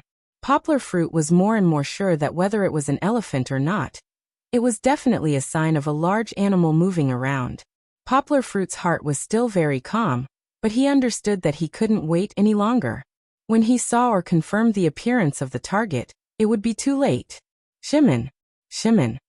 Poplar Fruit hurriedly shouted twice, and ran to Zhou Shimin's tent and shook it. Zhou Shimin was indeed an athlete. His reaction was fast. After Poplar Fruit shouted twice, he used his waist and abdomen to sit up. "Poplar Fruit, what happened?" "Hurry up, it seems like an elephant is coming." Poplar Fruit's voice had just faded away when they heard a familiar sound. Why was it familiar? Wasn't it the culprit that scared them out of their wits yesterday afternoon? The sound of an elephant. It really was an elephant. Zhou Shimin suddenly woke up. He also knew that something was wrong. He didn't have time to ask when Poplar Fruit came to keep watch. He quickly turned over the quilt and woke up Xian, who was still sleeping soundly. Poplar Fruit didn't stay idle. He hurriedly woke up Lin Yongjian in the opposite tent. Professor Lin, wake up, the elephant is coming." What should they do next? Poplar Fruit didn't need to think. People came out of the tents at the side. Some were from the program team, and some were from the wild elephant experts. An experienced female expert shouted, "Everyone hurry up the tree, go to the treehouse. Hurry up." In fact, an expert was an expert after all. She had already determined that there was more than one elephant coming. After all, wild Asian elephants were social creatures. Poplar Fruit was still helping to check the various tents, but soon, he was pushed by the expert and rushed to the safety of the treehouse. In a hurry in the chaos, Lin Yongjian didn't wear shoes and ran with Dejun, who was still in a daze. Zhou Shimin was a little better. He at least wore shoes, but Xian didn't. It was too late. Under the urging of the experts, everyone quickly evacuated. The people didn't see it. Only the camera hidden in the tree recorded this thrilling scene. Almost less than a minute after the last person left, the branches and leaves at the corner of the camera swayed. One after another, 2 to 3 meters tall elephants came out one after another. Fortunately, Poplar Fruit's night watch woke everyone up in time. Everyone ran to the top of the treehouse. The elephants were separated by a fence. They weren't interested in chasing after the humans. They wobbled and walked to the river at the side. Their goal was to drink water. Dad, why are we running? Dejun was still in a daze. Because there are elephants chasing us. Lin Yongjian was still in shock. His bare feet stepped on the cold wooden planks in the morning. He hugged Dejun like this and didn't know to sit down on a chair at the side to rest. Poplar Fruit saw that everyone was safe. He smiled and patted Lin Yongjian and Zhou Shimon's shoulders to let them catch their breath. He went back to the house first. It was noisy outside. He didn't know if Kiki had been woken up. Poplar Fruit was very worried. He was worried that Kiki would wake up and cry if she didn't see him.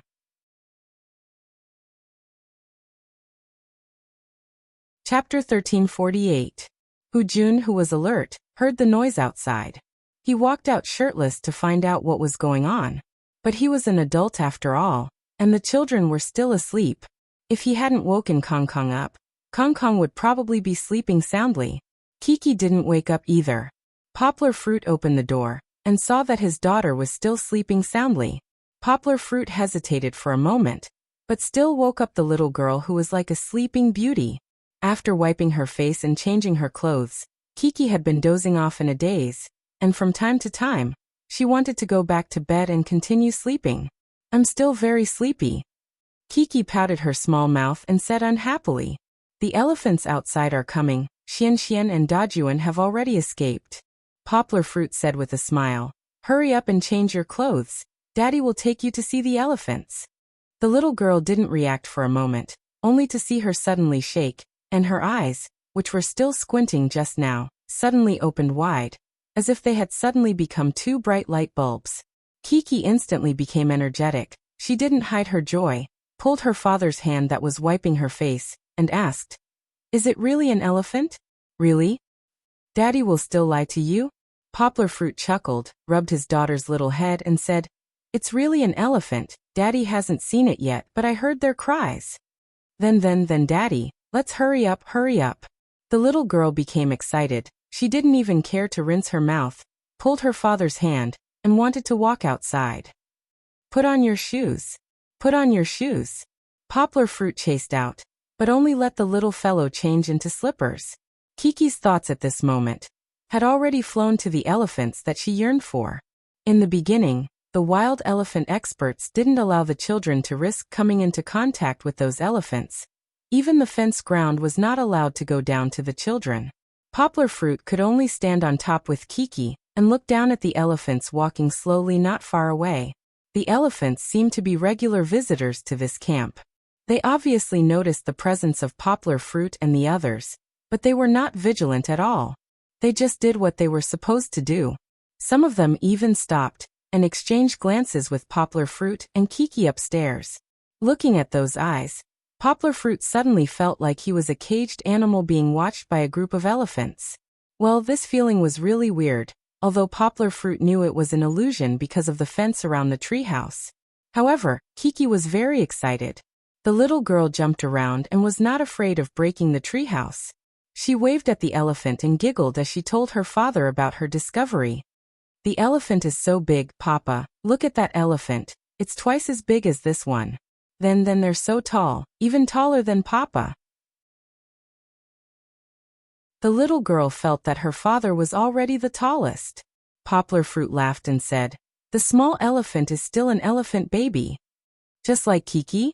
Kiki leaned on the railing and asked curiously, Is its elephant Papa also protecting it? Yes.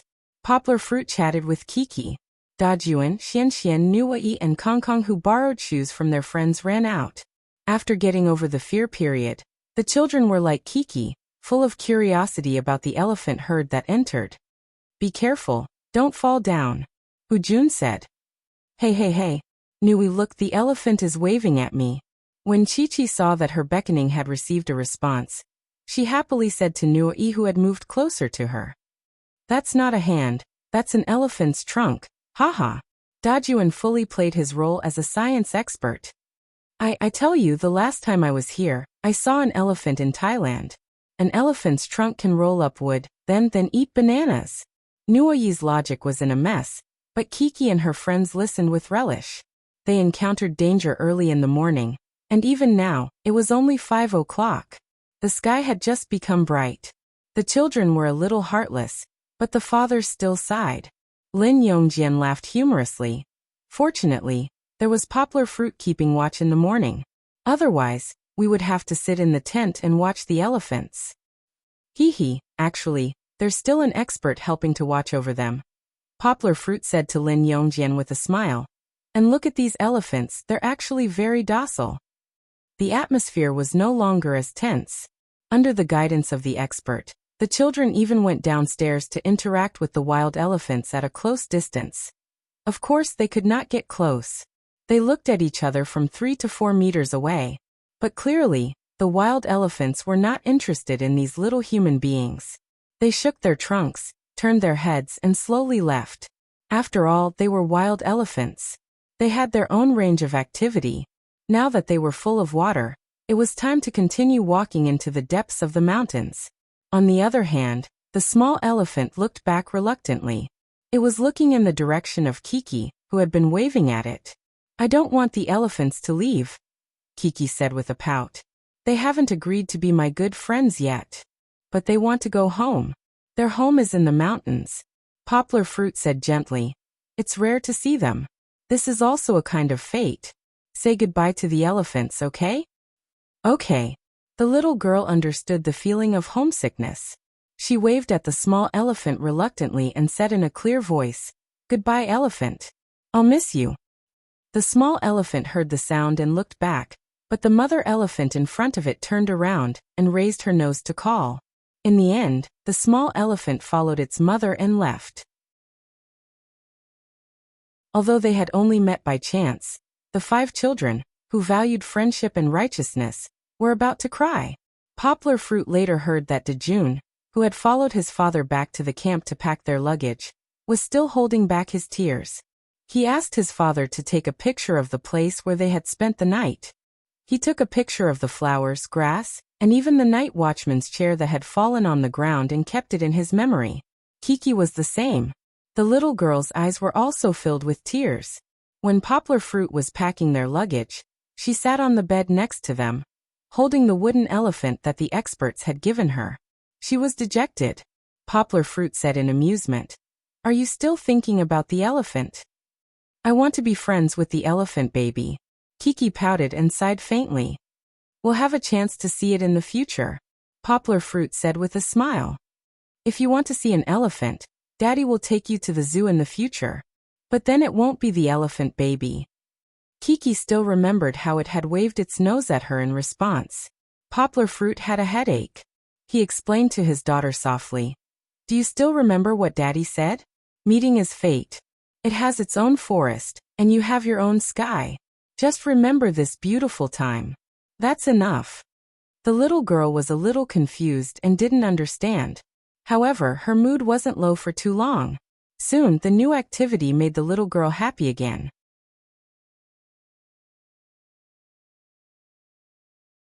Chapter 1349. The recording did not end. Everyone returned to Mengjinglai. The village chief asked his father and the children to sit in a row. Then, he played a documentary on the LCD TV. This was a recorded video of a local Dai resident and a wild elephant tracking team rescuing a baby elephant that was injured by a human's trap. The elephant called Ranran was about the same size as the baby elephant that Kiki saw in the morning. However, because one of its legs was injured by the trap, not only was it unable to keep up with the herd, but its wound also gradually worsened. When people saw it, the baby elephant was already on the verge of death. The emotional commentary and the bloody wound on the screen made the children's hearts clench. As for Kiki, she was even sadder. The little girl's eyes were red. She held her father's hand and almost cried. Fortunately, Ranran was saved. Why? Why didn't Ranran's father protect Ranran? Kiki asked in confusion. Ranran's pitiful appearance made the little girl's heart ache. She thought of herself. When she fell and hurt her knee, her father would take care of her in every way possible. However, Ranran's father abandoned her. How pitiful. Because they didn't know how to save an elephant. But those experts are very powerful, right? Ranran should have recovered. Poplar Fruit laughed. That's right. The village chief paused the video that had already finished playing and explained to the children. Under the careful care of the humans, Ran Ran eventually recovered. Moreover, I have good news to tell everyone. Because of the change from sadness to happiness, Kiki looked at the village chief with her big watery eyes. She wanted to know what the good news was. Today is Ran Ran's 15th birthday. The village chief laughed. So let's prepare a birthday party for Ran Ran together with our fathers, okay? Okay. The fathers and children agreed. So she was already 15 years old. Then this video should be more than 10 years old. Poplar fruit, and the few fathers sighed in their hearts. Because of a good deed, Ran Ran was able to survive. And the villagers of the Dai family also lived happily with Ran Ran for more than 10 years. Of course, the children did not think as much as the adults. Their attention began to be diverted by the village chief. Birthday party? Then will there be cake to eat? Kiki asked curiously. When it came to birthdays, the little girl did not feel that it was the day she was born. Her little mind was only thinking about the cake and the present. Chi-Chi's careless words immediately caused the other children's eyes to light up. Xian waved his chubby little arms and asked excitedly, Can I have a piece? Sure. The village chief smiled, but his smile was a little crafty. I want a piece too. Dejun followed suit. And me. Hee, Kiki said with a smile. The village chief began to announce the children's missions. The 5 children were divided into 2 groups. Big brother Kong Kong led the youngest, Xian, and Kiki in one group. Nui and Dejun were in the other group. They were going to take care of Ran Ran and her friends. Wait a minute, can I play with the elephant? Although she was taking care of him, Kiki only paid attention to the target of the mission. The little girl looked excitedly at her father, and then at the village chief. She was sure that her understanding was not wrong. Of course, Poplar Fruit was telling his daughter some things to take note of, such as not being rash and listening to the instructions of her uncles and aunties, but Kiki did not listen at all. In the morning at the mountain camp, Kiki was still feeling depressed. She had a few good opportunities, but she did not get to interact with the elephant that she had been looking forward to. She did not get to ask the elephant if it was willing to be friends with her. Who knew that after many difficulties, there would be a glimmer of light at the end of the tunnel? Kiki finally welcomed the moment that she had been looking forward to the most. Hearing the little girl's breathing, it became hurried. The staff had just brought baskets of carrots over when Chi-Chi, who couldn't wait any longer, pulled her teammates to stand up. She left her father behind and excitedly carried the small bamboo basket, taking the lead to look for the elephant. The children left, leaving the fathers looking at each other. Jun asked, You're only taking care of the children and not us adults? Hee, without the children around, we're all free. Lu Yi said with a heartless smile. Poplar Fruit also smiled and shook his head. After being joked around by them, his worry for his daughter lessened. A tamed elephant shouldn't be in any danger, right? The fathers stayed behind, but it's not without a mission, the village chief said. Indeed, the fathers still needed to work. After the village chief sent the children away, he came back to announce the fathers' mission. Make a cake for Ran Ran. Make a cake? Everyone looked at each other. Furthermore, the 4 fathers cast their gazes on Poplar Fruit, who was the best at cooking. Poplar Fruit, do you know how to make a cake?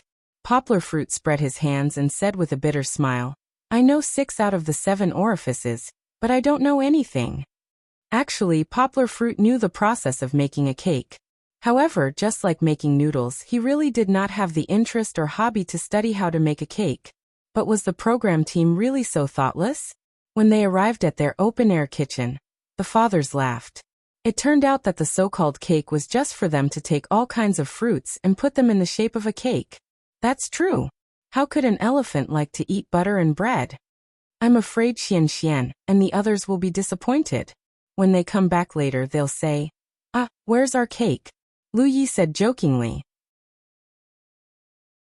He was always able to grasp the topic of conversation between the fathers very well. Just as the fathers were thinking about how to arrange bananas, mangoes, coconuts, and other fruits into the shape of a cake, the children had already arrived beside the elephant. There are so many elephants. Kiki did not walk in front because Xian shouted that the bamboo basket he was carrying was too heavy and could not be lifted at all. Thus Kiki stopped. Of course, the first to lend a helping hand was Kong Kong. He extended a hand and helped Xian Xian carry half of the bamboo basket, while Kiki ran to the other side and helped Kong Kong carry his basket. The three children helped each other and arrived in front of the elephant. I'm scared. When Xian Xian saw such a huge creature standing there like a monster, she immediately cowered. This was different from what he saw in the treehouse. After all, at that time he was far away and looked down at it from above. He did not feel the pressure at all. Don't be afraid, Xian Xian. It's okay, big sister will protect you. Kiki stepped forward and stood bravely in front of Xian Xian. Of course, the elephant in front of them did not care. It stood naively beside its keeper, its huge ears gently flapping. It was very happy and at ease. It looks like Ran Ran, Kong Kong suddenly exclaimed.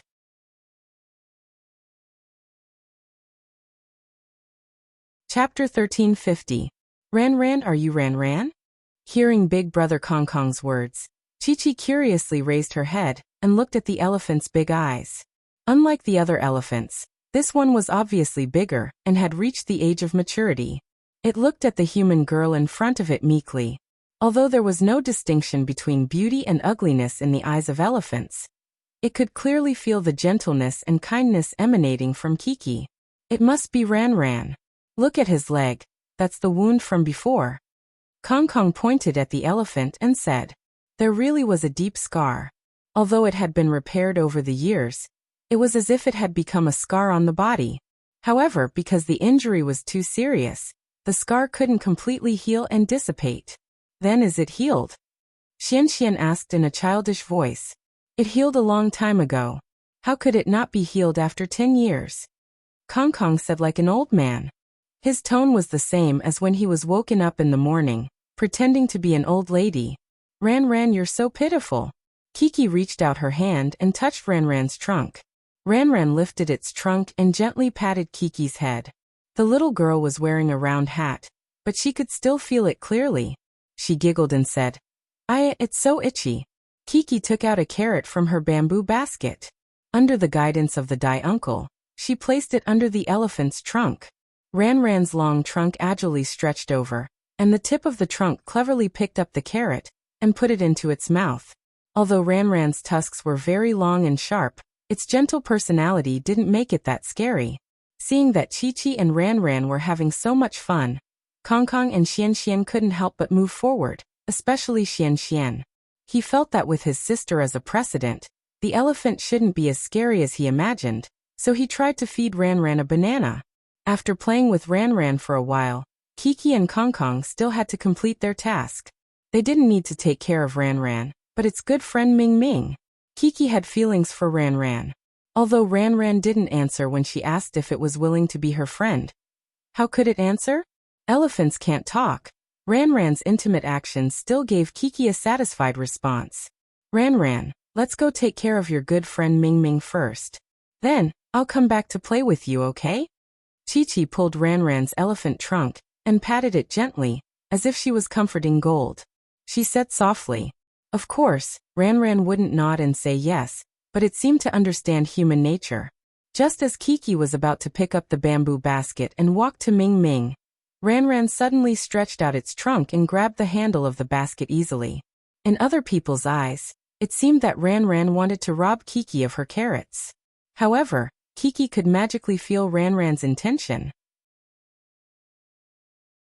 She was surprised at first, then she giggled and said, Ran Ran, are you going to help me take it? Ran Ran slowly walked and followed Kiki. It didn't say anything, but its intention was obvious. A huge monster and a small girl. The contrast was strong, but the harmony was admirable. If an example had to be given, this was similar to Hayao Miyazaki's animation Totoro. When they arrived at Ming Ming's place, Xian Xian and Kong Kong were already busy feeding the elephant called Ming Ming. Ming Ming was smaller than Ran Ran, but it was very greedy. Its long trunk was curled up like a snake. The two boys hurriedly stuffed a lot of carrots into it. Kiki came over at this time. Behind her was Ran Ran, who was helping to carry the bamboo basket. The little girl jumped and took the bamboo basket. She patted Ran Ran's nose and said, Thank you, Ran Ran. I'm going to do a mission. Kiki's mood at this moment was like the lazy white clouds in the sky. It was bright and beautiful. If a group of elegant white cranes were added, it could play a happy song. She excitedly added bricks and tiles to the carrot mountain in Mingming's nose with Xian and the others. Suddenly, Kiki felt her waist was gently bumped. She looked back and saw Ranran retracting its long nose. You did something bad and still want to pretend that nothing happened. I know it's you. Kiki giggled. Ranran is so naughty. Ranran raised its nose and softly called out. Do you want to eat too? Kiki understood Ranran's meaning.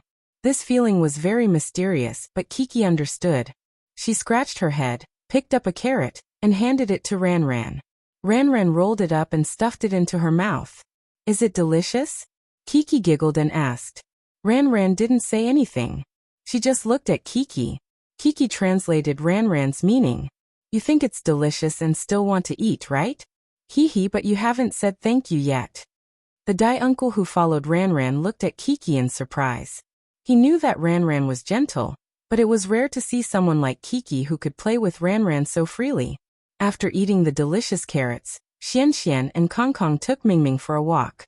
Kiki also followed behind with Ranran. Now, she was like Ranran's exclusive beast tamer. Without the Dai uncle's order, Kiki could move Ranran's cumbersome body with just a gesture. Of course, Kiki didn't put herself in the position of a high and mighty beast tamer.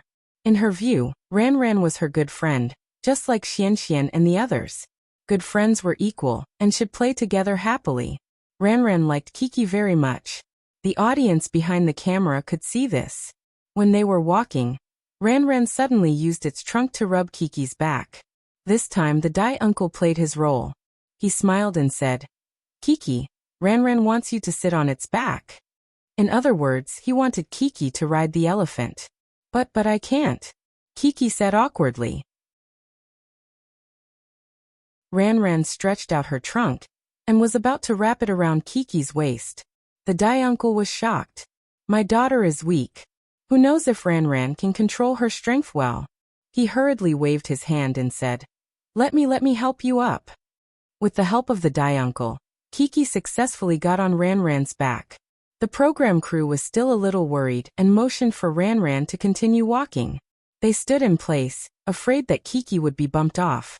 Whether it was serious or not, if she was accidentally stepped on by the elephant, the consequences would be the same as being run over by a truck. However, Kiki was very happy. She sat firmly on Ranran's back and looked around. She happily patted Ranran and said, Ranran, you've grown so tall. You're amazing. I think I've become taller too. Ranran didn't know if it understood Kiki's praise or not, but it raised its trunk and barked happily.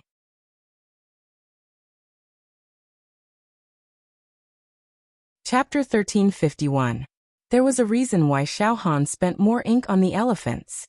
After Poplar Fruit and the other forefathers finished designing the fruit cake, they could not hold back their worry and longing for their children. They all walked over to see how the children had completed their task. Ha. Hee.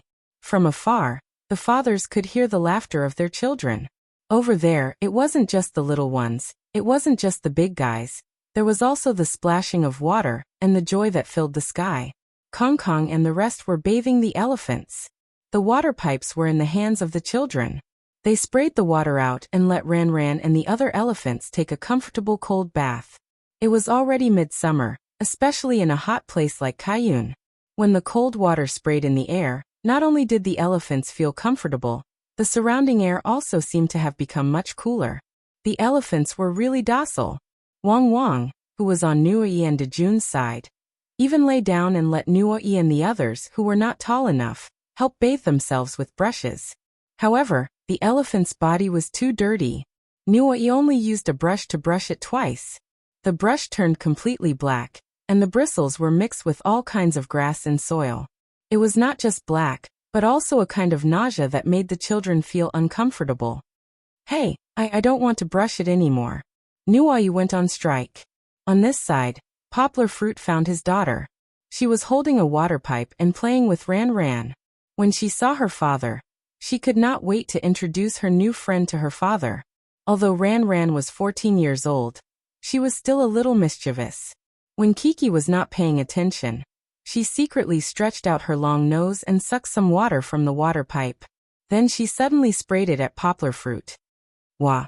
Poplar Fruit did not know whether to laugh or cry as he reached out to block the water droplets that filled the sky. However, he could not block it. Most of his clothes were wet, but he looked at this ill-fated elephant and could not do anything. He could only helplessly stare at this troublemaker. Ran, you're too bad. How can you sneak attack? Kiki was also sprayed a little.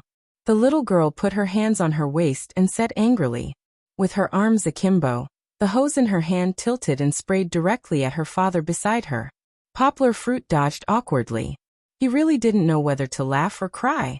Not only was he tricked by the elephant, but he was also sprayed with water by his daughter. Everything below his knees was drenched. But Kiki acted as if she didn't hear it. She held the water pipe and played with Ran. In order to let Kiki bathe the tall Ran, Poplar Fruit even picked up the little fellow and let Kiki sit on his neck. Then he held the hose and sprayed wherever Kiki pointed the brush at. Although it wouldn't be long before Ran rolled around in the mud again and got herself dirty, before the birthday party, Ran had washed up and felt refreshed. She raised her nose comfortably and called out. The birthday party was about to start. Ran put on the golden cardboard crown and walked towards the party venue. Poplar Fruit held Kiki's hand, and the other fathers and children followed behind Ran. Kiki originally wanted to sit on Ran's back, but Poplar Fruit didn't let her. Today is Ran's birthday, so let's not make Ran so tired, okay? Kiki's attention was quickly attracted by the beautifully decorated party venue. The other children were the same. They all shouted, "It's so beautiful!" Wasn't it? The lawn was so big that it looked like a lawn in a park. The cake made by the fathers was placed in the middle. The real attraction was the arches placed on the lawn. The arches were wrapped with white fairy flowers, and it just so happened that the party could be held on the lawn. It looks like a wedding place. Nuoyi's words hit the nail on the head, and everyone nodded in agreement. The arches with flower decorations really looked like Western wedding decorations. The main guests entered the venue, and the fathers and children stood opposite the village chief and Ran. The village chief then started the birthday party. Of course, the village chief still had to say a few words. Let me introduce everyone. The village chief pulled out the Dai uncle who had always been by Ran's side. It turned out that his surname was Xiong, because he and the others had saved Ran and took care of Ran for 10 years. Everyone affectionately called him Father Xiong. Father Xiong told everyone that today was not only Ran's 10th birthday, but it was also an important day for Ran to leave the Dai family's village and return to nature. Wait. Everyone was a little confused. Wasn't it supposed to be a happy and joyous occasion? Why was there such a piece of news? Are we really leaving? Hu Jun asked. Father Xiong nodded and said, yes, nature is Ran's home. Now that Ran is an adult and healthy, it's time for her to return to the forest and find her nature. When are we leaving? Now. Hu Jun asked. He was now the calmest person among his father and children. As for the others, even Poplar Fruit found it difficult to accept such an arrangement. Yes, we'll leave after eating the cake, Father Xiong said. Poplar Fruit suddenly felt the back of his hand wet, and water droplets dripped down. He turned his head and saw Kiki raising her hand to wipe her tears with the back of her father's hand. I don't want Ran to leave. Kiki felt terrible. She had just met an elephant who was willing to be good friends with her, but in the end, she had to leave after playing with it for a few hours. Kiki, you have to understand that Ran has grown up. She needs to go to the forest to find her own happiness. Poplar Fruit squatted down and said softly to his daughter, just like you, when you grow up and have a boyfriend, you will also have to leave your father. I don't want to. I don't want to grow up. I don't want to leave Papa. Kiki pouted and said with tears in her eyes. Suddenly, a long nose reached over and gently touched Kiki's waist. She looked up and saw Ran looking at her with her big eyes full of emotions. It seemed to be persuading Kiki not to cry, and also seemed to be expressing its reluctance to leave. However, this made Kiki cry even more sadly. I still want to play with Ran. Poplar Fruit could only continue comforting her. It's okay. Daddy asked Uncle to take many photos of you and Ran. If you miss Ran in the future, you can see her in the photos. Kiki's crying stopped. She sobbed and asked, Is Ran going to find her papa and mama? The little girl remembered the video she had watched previously. Yes, maybe we should give Ran some understanding and give her the courage and blessings to return to nature, okay? Poplar Fruit said with a smile. Kiki buried her head in her father's arms. She had stopped crying, but it was difficult to make her happy. She still felt terrible in her heart.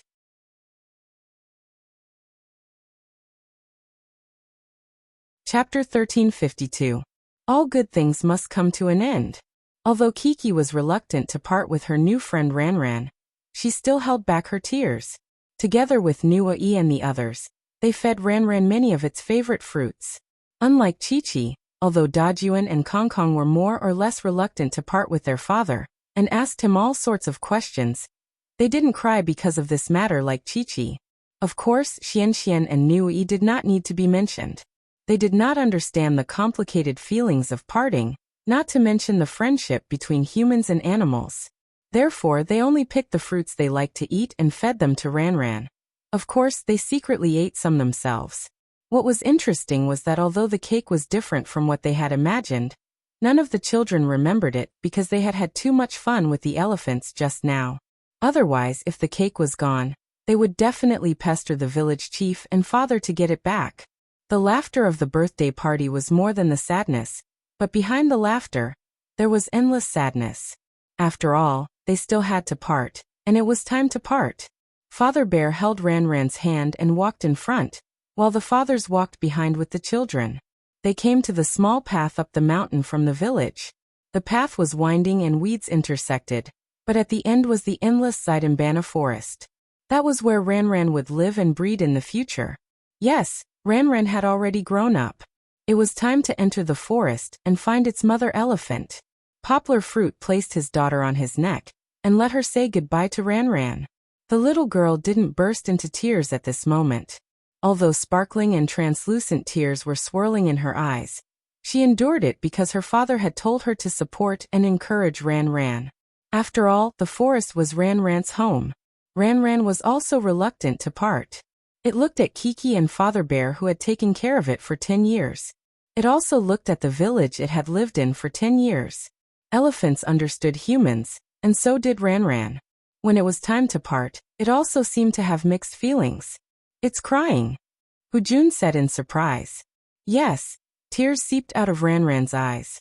One had to know that elephants did not cry easily. Ran suddenly barked. He closed his eyes and opened them again. His long nose curled towards Daddy Bear beside him. Like a human's arm, he wanted to hug Daddy Bear. Then it was Kiki's turn. She didn't roll up Kiki. Instead, she lifted her nose and patted Kiki's shoulder like a human's palm. Kiki finally couldn't hold back her tears any longer. She reached out to pull Ran's nose, but in the end, she only lightly touched it.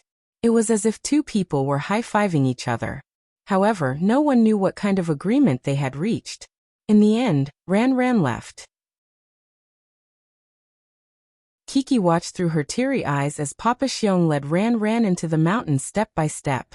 In the end, Ran didn't look back and walked into the boundless forest. The fourth journey had come to an end. After the game, the father and the children went home one after another. They went back to the place where they lived the day before. Of course, they weren't going to stay there tonight, so they had to go back and pack up their unpacked luggage. They were going to take the production crew's car back to Kunming overnight. From there, they would take a plane back to their respective homes. Poplar Fruit did the same. He took Kiki back to take a shower first. When he was bathing Ran just now, he was wet and covered in a lot of mud. He would feel uncomfortable if he didn't take a shower and change his clothes. After the little girl took a shower, her emotions stabilized. After all, she wasn't Lin Dayu. Although she was sad, she maintained an optimistic attitude. She was overjoyed at the thought of going home. She chattered about going home, saying that she wanted to go home and show Mama the photos of the past few days. I'll take a shower first. Poplar Fruit couldn't be bothered to listen to his daughter's nagging. He smiled and said, "Sit here obediently and wait for Daddy." Don't run around. Otherwise, I'll leave you here later and not bring you home. Hee hee Papa, you're scaring me. Kiki jumped around and laughed. The little girl didn't fall for her father's tricks. She shook her long hair that had just been washed. It was still a little wet and couldn't be dried. It was very uncomfortable. She had to let it dry as soon as possible. Poplar Fruit had only been in for 2 minutes when Kiki knocked on the door. She said softly, "Papa, Papa, I want to say goodbye to the Nuo family's peacock." The little girl's memory was really good. She could still remember the peacock when she first came to Mengjing. It was probably because it stimulated Kiki's emotions, right? But unfortunately, Poplar Fruit had just taken off his clothes, soaked up, and was about to wash his hair. Moreover, he hadn't bathed for the whole day yesterday and was sticky. Poplar Fruit couldn't come out like this. He shouted, "Wait a minute, wait for Daddy to take a shower, then I'll take you there." "No," Chi-Chi giggled. "Uncle Lu, the photographer, said he can take me there." The cameraman who was following them was also packing his luggage. He didn't need to take any more pictures, but when he heard that Kiki was going to confess to the peacock, he felt that it should be good material, so he turned on his camera and prepared to follow them. After hearing the cameraman's explanation, Poplar Fruit was relieved.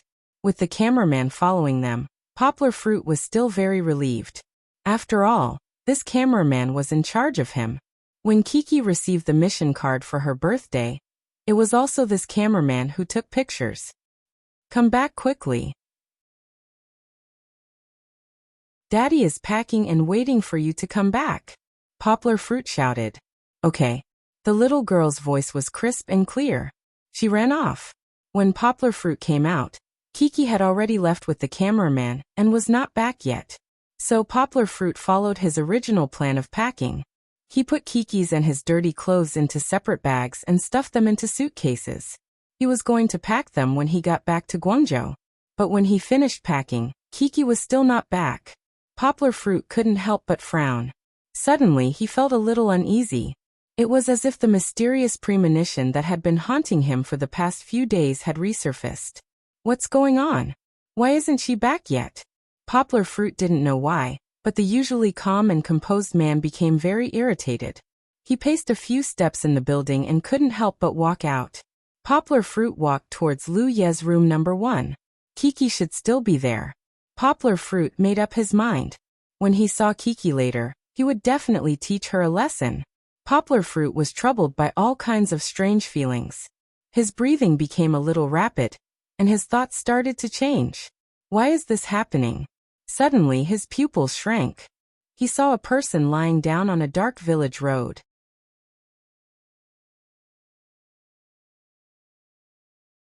Chapter 1353. Poplar Fruit was very familiar with the person on the ground. He was the cameraman who accompanied Kiki to bid farewell to Peacock. What happened? What happened? Yangguo's mind was in a daze. He staggered back 2 steps, and then rushed forward without a care.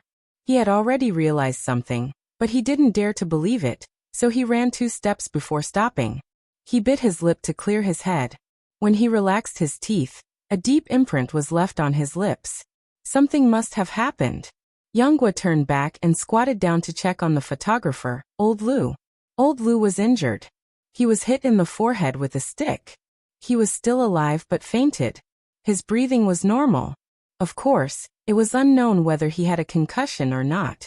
However, Poplar Fruit could see a long swollen mark on Old Lu's arm. It was very long and should have been caused by the stick. It was similar to the one on his forehead.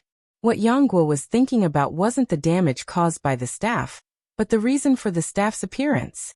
Actually, Poplar Fruit, who had reached the level of a grandmaster, was very good at simulating movements. His brain spun quickly, and he immediately constructed the scene at that time. That person must have launched a sneak attack from behind, but Old Lu discovered it by accident. Old Lu hurriedly raised his arm to block the attack. In pain, the camera fell to the ground. After all, Old Lu was not a martial arts expert. He was just a normal person. Even though he managed to dodge the first hit, he could not dodge the second. The second hit landed on his forehead and knocked him out. This was definitely premeditated. Poplar Fruit took a deep breath and forced himself to calm down. He needed to think, to consider all the details that he had seen. Lu was injured. The camera was missing. Kiki should have been in an accident as well. Poplar Fruit's head was spinning, but he was good at multitasking. One of his thoughts represented his emotions, but the other represented his intelligence. What were they trying to do? The camera was stolen because they did not want to expose themselves. Poplar Fruit would not be able to track them down. However, Lu must have seen the attacker. As long as Lu woke up, there would be a clue. In the midst of the chaos, Yangguo woke up in a daze, only to find that she was being supported to sit on a chair. It was the director. The program crew seemed to be in a mess. Producer Xie was there with a gloomy face, shouting and calling for the program crew to run around, trying to find the missing Chi-Chi. Yes, even though Poplar Fruit was thinking, he could not control his body. When the crew found him, Poplar Fruit was slumped beside Lu. Someone knew what had happened because Lu was not the only cameraman in Poplar Fruit's house. Producer Xie asked the other crew members and found out that Lu had accompanied Kiki to room 1, and that Poplar Fruit had gone out to look for her. Chaos. This was the current situation of the production crew. Poplar Fruit's thoughts were the same. It was a big deal that a child involved in the filming had an accident. It was enough to drown the production crew of "Where are we going, Dad?" in the saliva of the people. Producer Xie's first reaction was to send someone to look for her. He had a glimmer of hope in his heart. Maybe Kiki was just being naughty. It's good that she's back. It's good that she's back. However, how could they find her? The village had been turned upside down, but the little girl's shadow was nowhere to be found. There was also Lu. No one believed that the person who attacked Lu was just trying to steal a camera. However, why was Kiki the victim? The production crew was already in a mess. Some were blaming each other, while others were arguing and coming up with ideas. At this time, Poplar Fruit regained his senses. His face was tense as he pushed away the other fathers and children who rushed over to comfort him.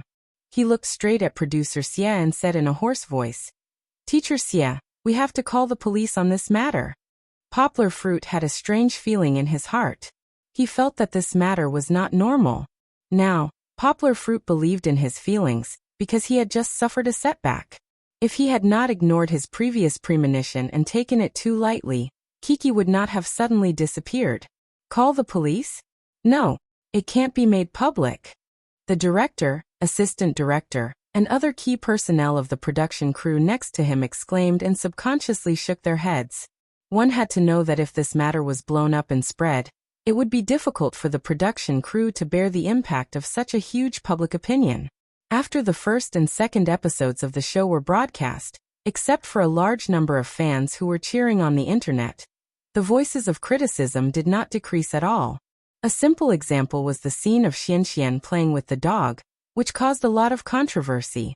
The audience felt that bringing the child to such a dangerous place was completely putting the child's safety on a show. Although the production crew did some public relations, and said that they actually had protective measures, such as having an assistant by their side all the time to act as a human shield. This was the truth, but the audience did not believe it. Moreover, netizens were particularly easy to provoke by rumors. If Kiki's whereabouts were exposed now, the production crew would definitely be at the forefront of the storm. Perhaps, their reputation would plummet from then on, and they could forget about having a future. This was a concern from their point of view, but for Poplar Fruit, nothing was more important than his daughter's safety. He looked at Producer Xie with a gloomy face and said stiffly, "Teacher Xie, you know that if anything happens to my daughter, you can't hide it." How could they hide it? Not to mention the reporters and paparazzi everywhere. Even if they hid, what if Kiki disappeared later on in the show? One had to know that Kiki was not an insignificant character. If this show was counted as a movie, then Kiki was the female lead, and the only female lead. Who dared to say that the show could easily lose her? And then the audience, who had completely fallen in love with this clever and cute girl after 2 episodes of the show, would be indifferent. Poplar Fruit, calm down first. Zhou Shimin pulled Poplar Fruit's arm and said worriedly, "Making a scene won't solve the problem. Let's discuss the countermeasures." Poplar Fruit also knew that making a scene wouldn't solve the problem, but could the production crew, who only knew how to look at the camera, find Kiki? That was impossible. He took a deep breath and looked at producer Xie, who was in a difficult position, and said, "Call Kaiyun's public security department for help. I'm very familiar with them, and they can minimize the impact." He couldn't drag this on. Yang knew that there was a golden 24-hour rescue in other countries. He didn't dare to drag this on. He didn't know what would happen to Chi-Chi if she fell into the hands of those criminals.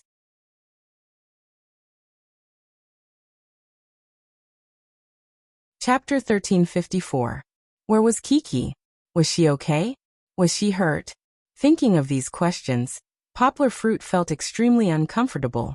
He even thought in a bad direction. Every time such chaotic thoughts appeared, Poplar Fruit's hands could not help but tremble. It was not a trembling of fear, but of anger. Who was it? Who was it that dared to touch my daughter? Don't let me find out, or I'll tear you apart. Poplar Fruit's emotions were on the verge of collapse. To be precise, his emotional thinking was on the verge of losing control, but he did not lose control because his rational thinking took over his body. So what everyone saw was a Poplar Fruit who was abnormally calm in the face of trouble. He was so calm that it was scary. Lu Yi, Hu Jun and Lin Yongjian took the children and boarded the plane to leave. Poplar Fruit did not stop them. After all, they were big celebrities and had their own itineraries. Even Zhou Shimin, who wanted to stay behind to accompany Poplar Fruit, was persuaded by Poplar Fruit to go home. Zhou Shimin and the others' concern for Poplar Fruit was remembered by Poplar Fruit, but it was useless for them to stay. The program team temporarily stayed behind. After the initial chaos, they understood the seriousness of the matter and fully cooperated with Poplar Fruit to find Kiki as soon as possible. Poplar Fruit's phone call was not without results. Kaiyun Province's Public Security Bureau Chief, Yan Wanxiong, was still in his position. After he received Poplar Fruit's call, he immediately gave instructions to Shidon Bana's Public Security Bureau to quickly send police to help find and solve the case. So in less than 2 hours, Shidon Bana's criminal police unit had Meng Jinglai under control. There were police officers and police dogs everywhere. They were even prepared to mobilize the local experienced forest police to search the mountains. Not only that, Yan Wanxiong would personally come and oversee the battle. Why was he so concerned? This had little to do with his personal relationship with Poplar Fruit. The real reason was still Poplar Fruit, and "Where are we going, Dad?" There was no need to introduce how popular "Where are we going, Dad?" was. Almost everyone in the country had heard of the show, and the filming locations for the first 2 seasons had become popular tourist attractions. Otherwise, why would Shidon Bana be so thick-skinned as to beg them to do a show? As for the guests of "Where are you going, Daddy?" something had happened to them at Kaiyun and Shidon. If news of this spread out, what would others think of this matter? Not to mention the production team. Even the local tourism safety issues were being debated over and over again. If everyone felt that Shidon Bana and Kaiyun were not safe, then who would dare to travel to Kaiyun? It must be known that Kaiyun Province was not an economic province like Guangdong Province. The tourism economy occupied an important part of the province's GDP. Didn't you see that last year's riots eased the tourism in Kaiyun Province for a long time until the National Day Golden Week, before it recovered? When it came to the terrorist incident, Yang Guo was definitely involved. As the hero of the last terrorist case, as one of this year's top 10 people who touched China, Yang Guo had once again encountered a nasty incident in Kaiyun Province. If such an incident were to break out, if Kaiyun Province did not put in any effort to help resolve it, how would the people of the country view Kaiyun Province? Therefore, with the instructions of the Kaiyun Public Security Department, the criminal police in Shidon Bana took action. However, after searching for a long time, they could not find any clues within a few kilometers. It was a bit like after the gangster attacked Old Lu. He quickly disappeared with Kiki. Yes, Old Lu. Just as Poplar Fruit was holding his mobile phone, silent and tangled about how to tell Fong Beibei about his situation. This matter could not be hidden anymore. It would definitely be breaking news the next day, but he really did not know how to say it. Suddenly, a staff member of the production team ran over in surprise and said to Poplar Fruit, "Teacher Yang, old Lu woke up." Standing in the darkness outside the house, the tall figure suddenly turned around, and a pair of eyes that were still sharp and terrifying against the light blinked at the staff member.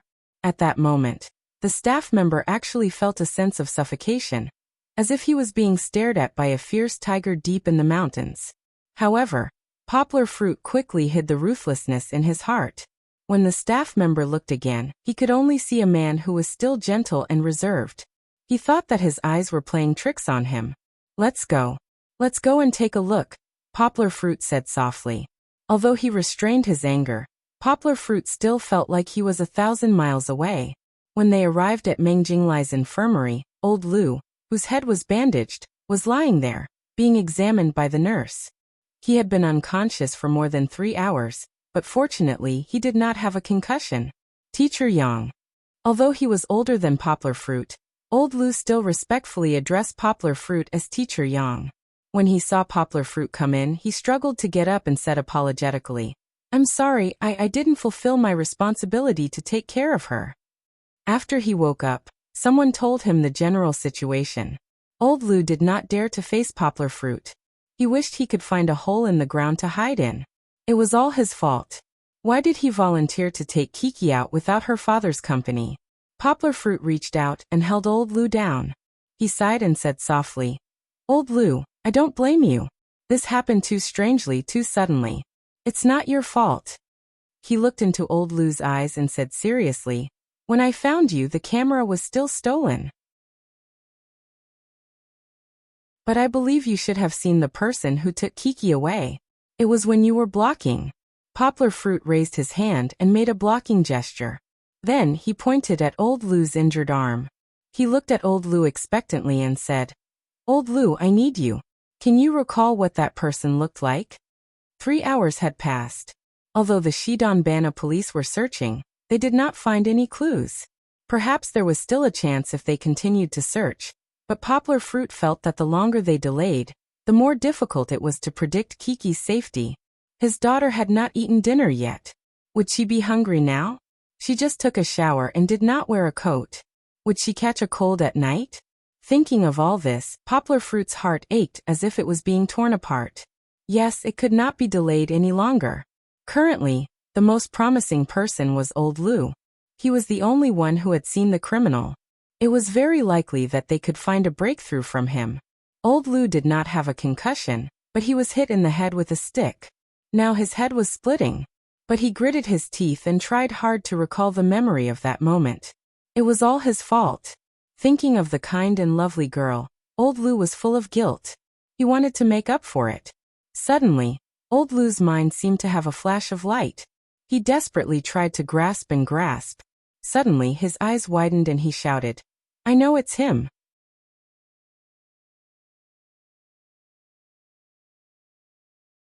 Chapter 1355. I know it's him. Old Lu's words were like a shooting star across the night sky, making Poplar Fruit excited. He was excited. Yes, I guessed right. Old Lu must have seen the guy's face. It was as if he had grabbed onto a life-saving straw. He was so excited that he wanted to walk forward, but the captain of the Zaidanbana Public Security Bureau was even more excited than him. He suddenly jumped out and asked, "Mr. Lu, do you know the criminal who committed the crime? Is he a staff member of the program?" "No, he's not from our program." Old Lu waved his hand but looked at Poplar Fruit and said, "Mr. Yang, do you remember the person we met in the mountains yesterday?" "The person we met in the mountains?" Old Lu's description was not very clear, but Poplar Fruit's pupils shrank slightly. He asked sternly, "The person who suddenly appeared in front of us and asked for directions? Did he kidnap Kiki?" Old Lu said seriously, "Yes. It's most likely him. At that time, I thought he looked familiar, but I was immediately stunned.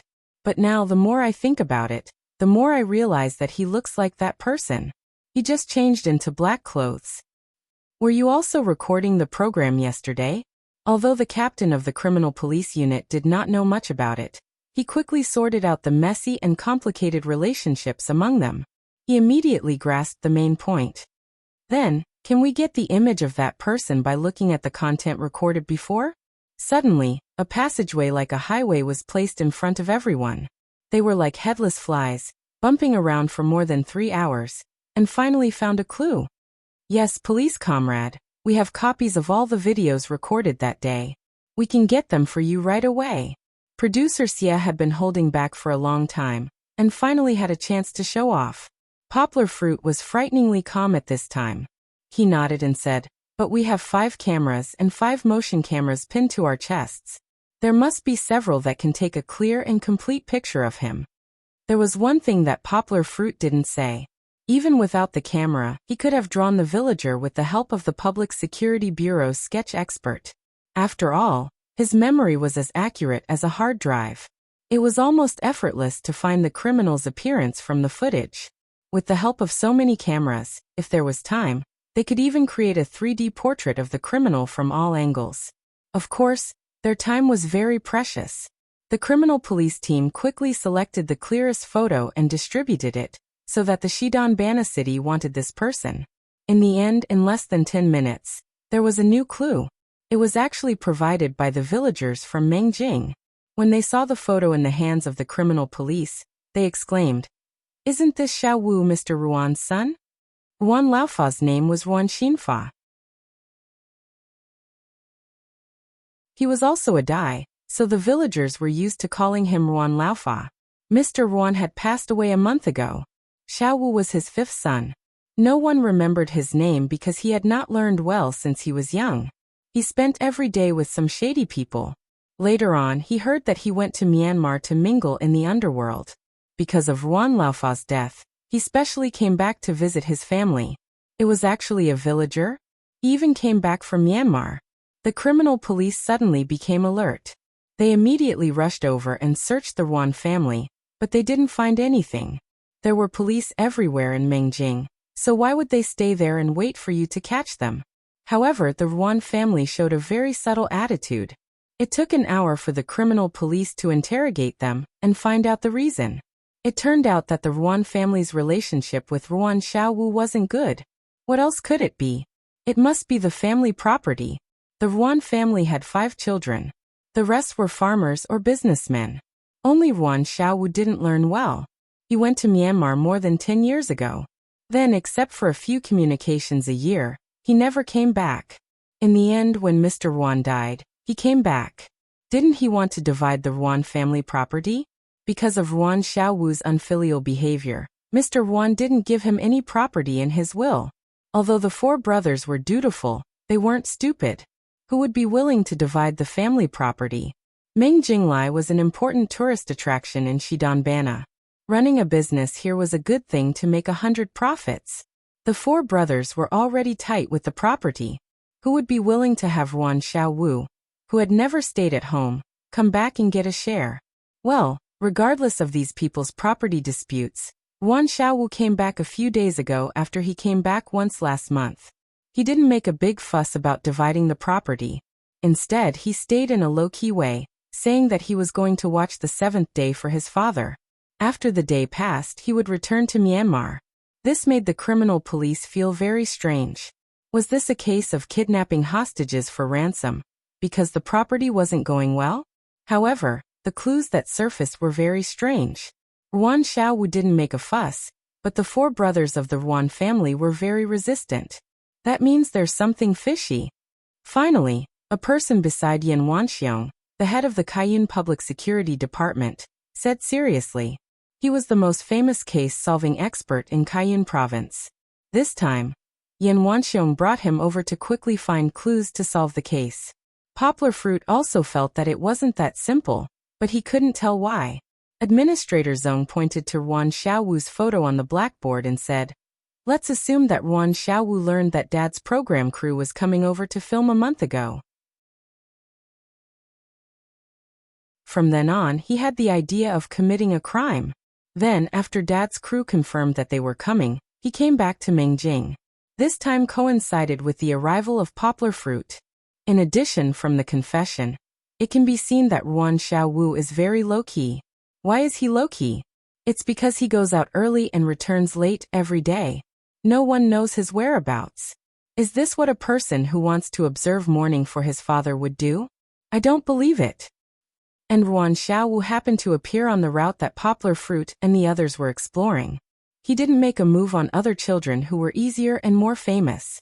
Instead, he deliberately targeted Kiki, who had a powerful father like Poplar Fruit. All the clues point to one point. This case has been premeditated for a long time. Moreover, it's aimed at Kiki, or rather at Poplar Fruit. Administrator Zhong said seriously. He turned to look at Yan Wanxiong and didn't look at Poplar Fruit sitting next to him. He said softly, Director Yan, this is Ming Jing. It's only 5 kilometers away from Myanmar. Yan Wanxiong suddenly became serious and asked, You're saying that it's related to the group of people last year?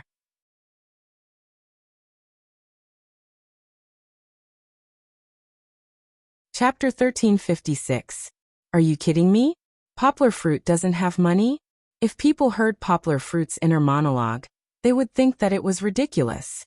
As the most profitable translator in history, not to mention his shares, Yang Guo had sold at least 70 to 80 books through the new translation route. He had more than 10 books on the global bestseller list. Every year he could bring in hundreds of millions of yuan in wealth. How could Poplar Fruit not have money? But that was the truth. Poplar Fruit didn't even have more than 10 million in his bank account. Where did the rest of the money go? 70% of his income was donated to the Distance Education Charity Fund. Although distance education was supported by the government, the charity fund still played its role. Every year during winter and summer vacations, university students from all over the country would go to the mountainous areas to have in-depth exchanges with children. These expenses were all jointly funded by the charity fund and various universities. 10% was donated to Fong Beibei's Stray Cat and Dog Rescue Center. Even though the Stray Cat and Dog Rescue Center was supported by the pet hospital, the expenses were still not small. After all, other than the stray cat and dog food, there was also the maintenance of the website, travel subsidies for volunteers, and interviews with adoptive families. These were all reasons why the rescue center could not make ends meet. Even though Fong Beibei didn't expand the rescue center outside of Yangcheng, due to her and many other outstanding volunteers' hard work, the rescue center formed a very strict and scientific rescue, promotion, and adoption system. This was well known throughout the country. Many similar organizations in Beijing and Shanghai would visit the rescue center to learn from them. As for the rest of the money, Yang Guo had secretly donated a lot of money. For example, she had donated a lot of money to help the poor families who were killed in the Kunming incident last year. For example, she had donated a lot of money to help the firefighters who were killed in the Jincheng port explosion this year. Therefore, the remaining money for Poplar Fruit was not much. It was less than 10%. Of course, compared to ordinary people, 10% was an indescribable amount of wealth. You could buy a mansion in Yangcheng. But even though Poplar Fruit had done so many good deeds, when it was his turn to need money, even 100 million was not enough. This feeling was not despair, but a deep sense of helplessness and frustration. Needless to say, the robbers who kidnapped Kiki must have thought that he was rich after seeing how much money Poplar Fruit had donated. That was why they had opened their mouths. No matter what, Poplar Fruit first asked Yan Wanxiong to help find a local bank to raise 2 million in cash. Normally, 2 million in cash would require 2 suitcases and a duffel bag. If Poplar Fruit went alone, he would be able to carry it all by himself. Next, Poplar Fruit had to figure out how to borrow the remaining 100 million. Yes, Poplar Fruit wanted to borrow 100 million from someone, but the first person he thought of was Zheng Yujie. That was a bit ironic, wasn't it? Poplar Fruit kept Zheng Yujie's feelings deep in his heart every time. Every time he made a cruel decision for her. Even after Zheng Yujie turned 20, every time she cried it was because of him. But how did Zheng Yujie feel about him? She supported him unswervingly. When he was raising Kiki, Zheng Yujie brought him onto the path of literary translation. When he was a nobody, Zheng Yujie created opportunities for him to become famous all over the world. When he met Ardal and Mo Yan, he was with Zheng Yujie. Even when she and Poplar Fruit started a company, she didn't hesitate to share the biggest cake with him. But now, Poplar Fruit drove her away in anger. and they even fell into a cold war. Zheng Yujie came to Shidanbana because of him. His first thought was to borrow money from Zheng Yujie. However, Poplar Fruit didn't seem to have any other choice except Zheng Yujie. He had a good relationship with Ardal and Yao Dehua, but they weren't close enough to lend him 100 million. Not to mention Xiao Bei and Alan from the United States. Even if they were willing, they couldn't lend him 100 million in liquid funds in a short time. It was too difficult to do so in one day. The only possibility was through Zheng Yujie. Don't get me wrong. Zheng Yujie didn't have so much liquid funds. She had invested all her funds in the new translation business. But her aunt was rich. Poplar Fruit frowned, but he smiled bitterly in his heart. I'm going to owe her a favor again. Yes, when his daughter was in trouble, Poplar Fruit would still speak up, no matter how difficult it was to do so. As for Zheng Yujie, Poplar Fruit believed that if he spoke up, Zheng Yujie would help him without hesitation. This was the tacit understanding formed between the two after 4 years of cooperation. They were more than friends, but not yet lovers. It was so strange. In Shidanbana, they were still trying their best to track down the whereabouts of the bandits. The previous video investigation had found the small pickup truck that the bandits had escaped from Mengjinglai, but after that, there was no trace of them. Administrator Zhong speculated that it was very likely that the bandits had escaped into the forest overnight. However, Shidanbana was so big. The forest covered an area of nearly 20 million mu. It was not something that could be found by using human wave tactics. Yan Wanxiong looked at Poplar Fruit from time to time. When they worked together on the terrorism case last year, Poplar Fruit had left a deep impression on him, but it was far less shocking than today's. At first, when he saw Poplar Fruit, he thought that Poplar Fruit didn't have a deep relationship with his daughter. Otherwise, why would he be so expressionless? But when Poplar Fruit saw the scene of tears in the video, it overturned his impression. It was not that Poplar Fruit didn't have deep feelings for his daughter, but that they were too deep. But Poplar Fruit controlled himself like a robot. He was terrifyingly calm. Yan Wanxiong even inadvertently noticed that Poplar Fruit couldn't help but emit a cold aura. If he was a veteran, he would know that it wasn't a cold aura that came from anger, but a murderous aura that came from anger. In this world, only vicious people and veterans who coldly reap the lives of many enemies would have such a cold aura. But no matter what, Poplar Fruit's cold and unapproachable attitude made even Yan Wanxiong dare not disturb him. When he was at his wit's end, Zheng Yujie and Fang Beibei finally arrived. You didn't see wrong, Zheng Yujie and Fang Beibei did arrive at the same time. He Wenjue, Yang Zhengdong, and of course Meng Sanhua, who were in their military uniforms, followed behind them. Bro, you didn't ask me for help when such a big thing happened. You really don't respect me as your brother. He Wenjue patted Poplar Fruit's shoulder and said reproachfully. He didn't laugh but only comforted him. Don't be afraid, your brothers are here to help you. What was going on? Looking at Fang Beibei, who threw herself into his arms, and Zheng Yujie, who stood there with reddened eyes, Poplar Fruit was confused.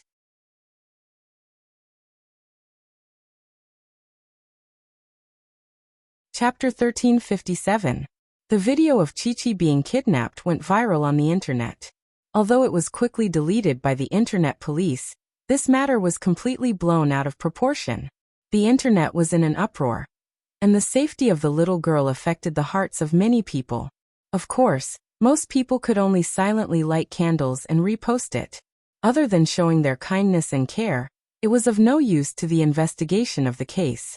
However, there were always some media outlets that were very annoying.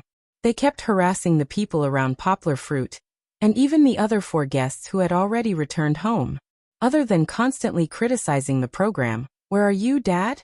and using some of the past experiences of kidnapping and killing to gain attention, they did not seem to have any good intentions. Instead, they seemed to be gloating more. Of course, what the outside world was like had nothing to do with Poplar Fruit. At this time, he was not in the mood to care about social media. His phone was also with the police technicians. If the criminals called in, he might be able to seize the opportunity to locate them. While He Wenjue was carefully watching the video of the criminals, Poplar Fruit came in front of Fang Beibei and Zheng Yujie. Although there were still sparkling tears on Fang Beibei's eyelashes, She also straightened her chest and pretended to be brave, striving not to be a burden to Poplar Fruit. Zheng Yujie also pursed her lips, unwilling to look at Poplar Fruit. It was not that she did not dare, nor was it because the two of them had been estranged from the Cold War for nearly a month. It was mainly because she could not help but reveal her emotions when looking at Poplar Fruit. In front of Fang Beibei, this made her feel very awkward. The two girls were more or less haggard. After all, they had been frightened early in the morning, and then their spirits had been tense for half a day. Moreover, the military flight was fast and bumpy, and the poor quality boys would be airsick. After such a long time, not to mention Fang Beibei, Zheng Yujie's face was a little pale, as if she was malnourished. Poplar Fruit lovingly helped Fang Beibei brush her hair and gently said, "I'm sorry, baby. Right now, I really don't have the energy to care too much. Sometimes you have to suffer." This grievance was not only because of the negligence of the higher-ups, but also because of Zheng Yujie's dilemma. Although it was true that Poplar Fruit and Zheng Yujie were not together, it was an indisputable fact that Zheng Yujie liked Poplar Fruit and had been chasing after him. Fang Beibei was not as noisy as she was at the beginning. Instead, she had been tolerating him, which made Poplar Fruit feel even more guilty. Therefore, when Poplar Fruit said this, Fang Beibei couldn't help but shed a few more tears, which were gently wiped away by Poplar Fruit's finger. Of course, seeing that Poplar Fruit treated Fang Beibei so well, how could Zheng Yujie not feel wronged? Poplar Fruit saw that her eyes gradually turned red, but Zheng Yujie didn't cry. She forced herself to hold back the tears in her eyes. Poplar Fruit, of course, felt a little uncomfortable, but he couldn't be as gentle to Zheng Yujie as he was to Fang Beibei. After thinking about it, Poplar Fruit sighed and said helplessly, "Yujie, I have something that I need your help with." In the end, he still had to say it. He didn't beat around the bush. When talking to Zheng Yujie, he was used to being straightforward. "Say it." Zheng Yujie nodded and said, "I want to borrow money from you." Poplar Fruit gritted his teeth and prepared to say the amount. "Oh, you have no money in your card?" Fang Beibei exclaimed. She also suddenly remembered that the robbers wanted a huge ransom of 120 million yuan. Although she didn't have Poplar Fruit's money in her hands, Poplar Fruit never hid his income from her. Fang Beibei could roughly calculate how much money he had left. "Yes, I want to borrow 94 million yuan from you," Poplar Fruit said with some loneliness. "In addition to 2 million yuan in cash, I only have a little more than 6 million yuan left. The difference is too big." Zheng Yujie opened her mouth. She originally wanted to question Poplar Fruit. "Where did you take the money that I gave you before?" This wasn't a pure question, but a question that was close to a rhetorical question, because Zheng Yujie knew the general answer. But she didn't say that Poplar Fruit was already very uncomfortable at this moment. Zheng Yujie couldn't bear to agitate him anymore. So Zheng Yujie kept a straight face, nodded and said, "Okay, it will take some time. Wait for my reply. I will find someone to raise the money for you now." Close to 100 million yuan. Even if it was her aunt, this amount of liquid capital would have to be divided among several companies. It couldn't be provided by one company. If that happened, the capital chain would be broken, and it would be a big problem. Zheng Yujie didn't ask for anything. She didn't even ask about the interest rate, repayment time, and so on. She simply agreed and turned to walk to the balcony. Poplar Fruit looked at Zheng Yujie's elegant and neat back. He couldn't help but be a little stunned. Of course, not long after, he withdrew his gaze and looked at Fang Beibei beside him. Fang Beibei was also a little nervous. She even looked at him with some sadness. Poplar Fruit actually understood Fang Beibei's thoughts. She suddenly felt that the gap between her and Zheng Yujie was very big.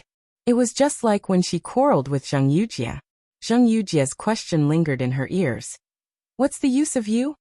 When Poplar Fruit was at his most helpless, her usefulness was almost zero. On the other hand, Zheng Yujie could find a private jet and help raise such a huge amount of ransom for Poplar Fruit.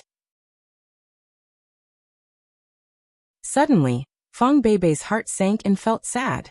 Although she had already registered her marriage with Poplar Fruit, she always felt that she could only act cute occasionally to please her husband.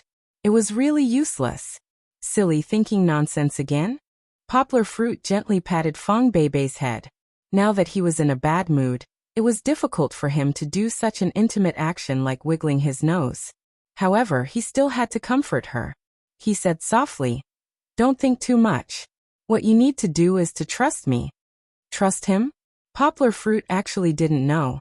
Of course, this wasn't talking about the emotional dispute between him and Zheng Yujia. Poplar Fruit's thoughts couldn't help but drift back to Kiki. He still didn't know whether his daughter was alive or dead.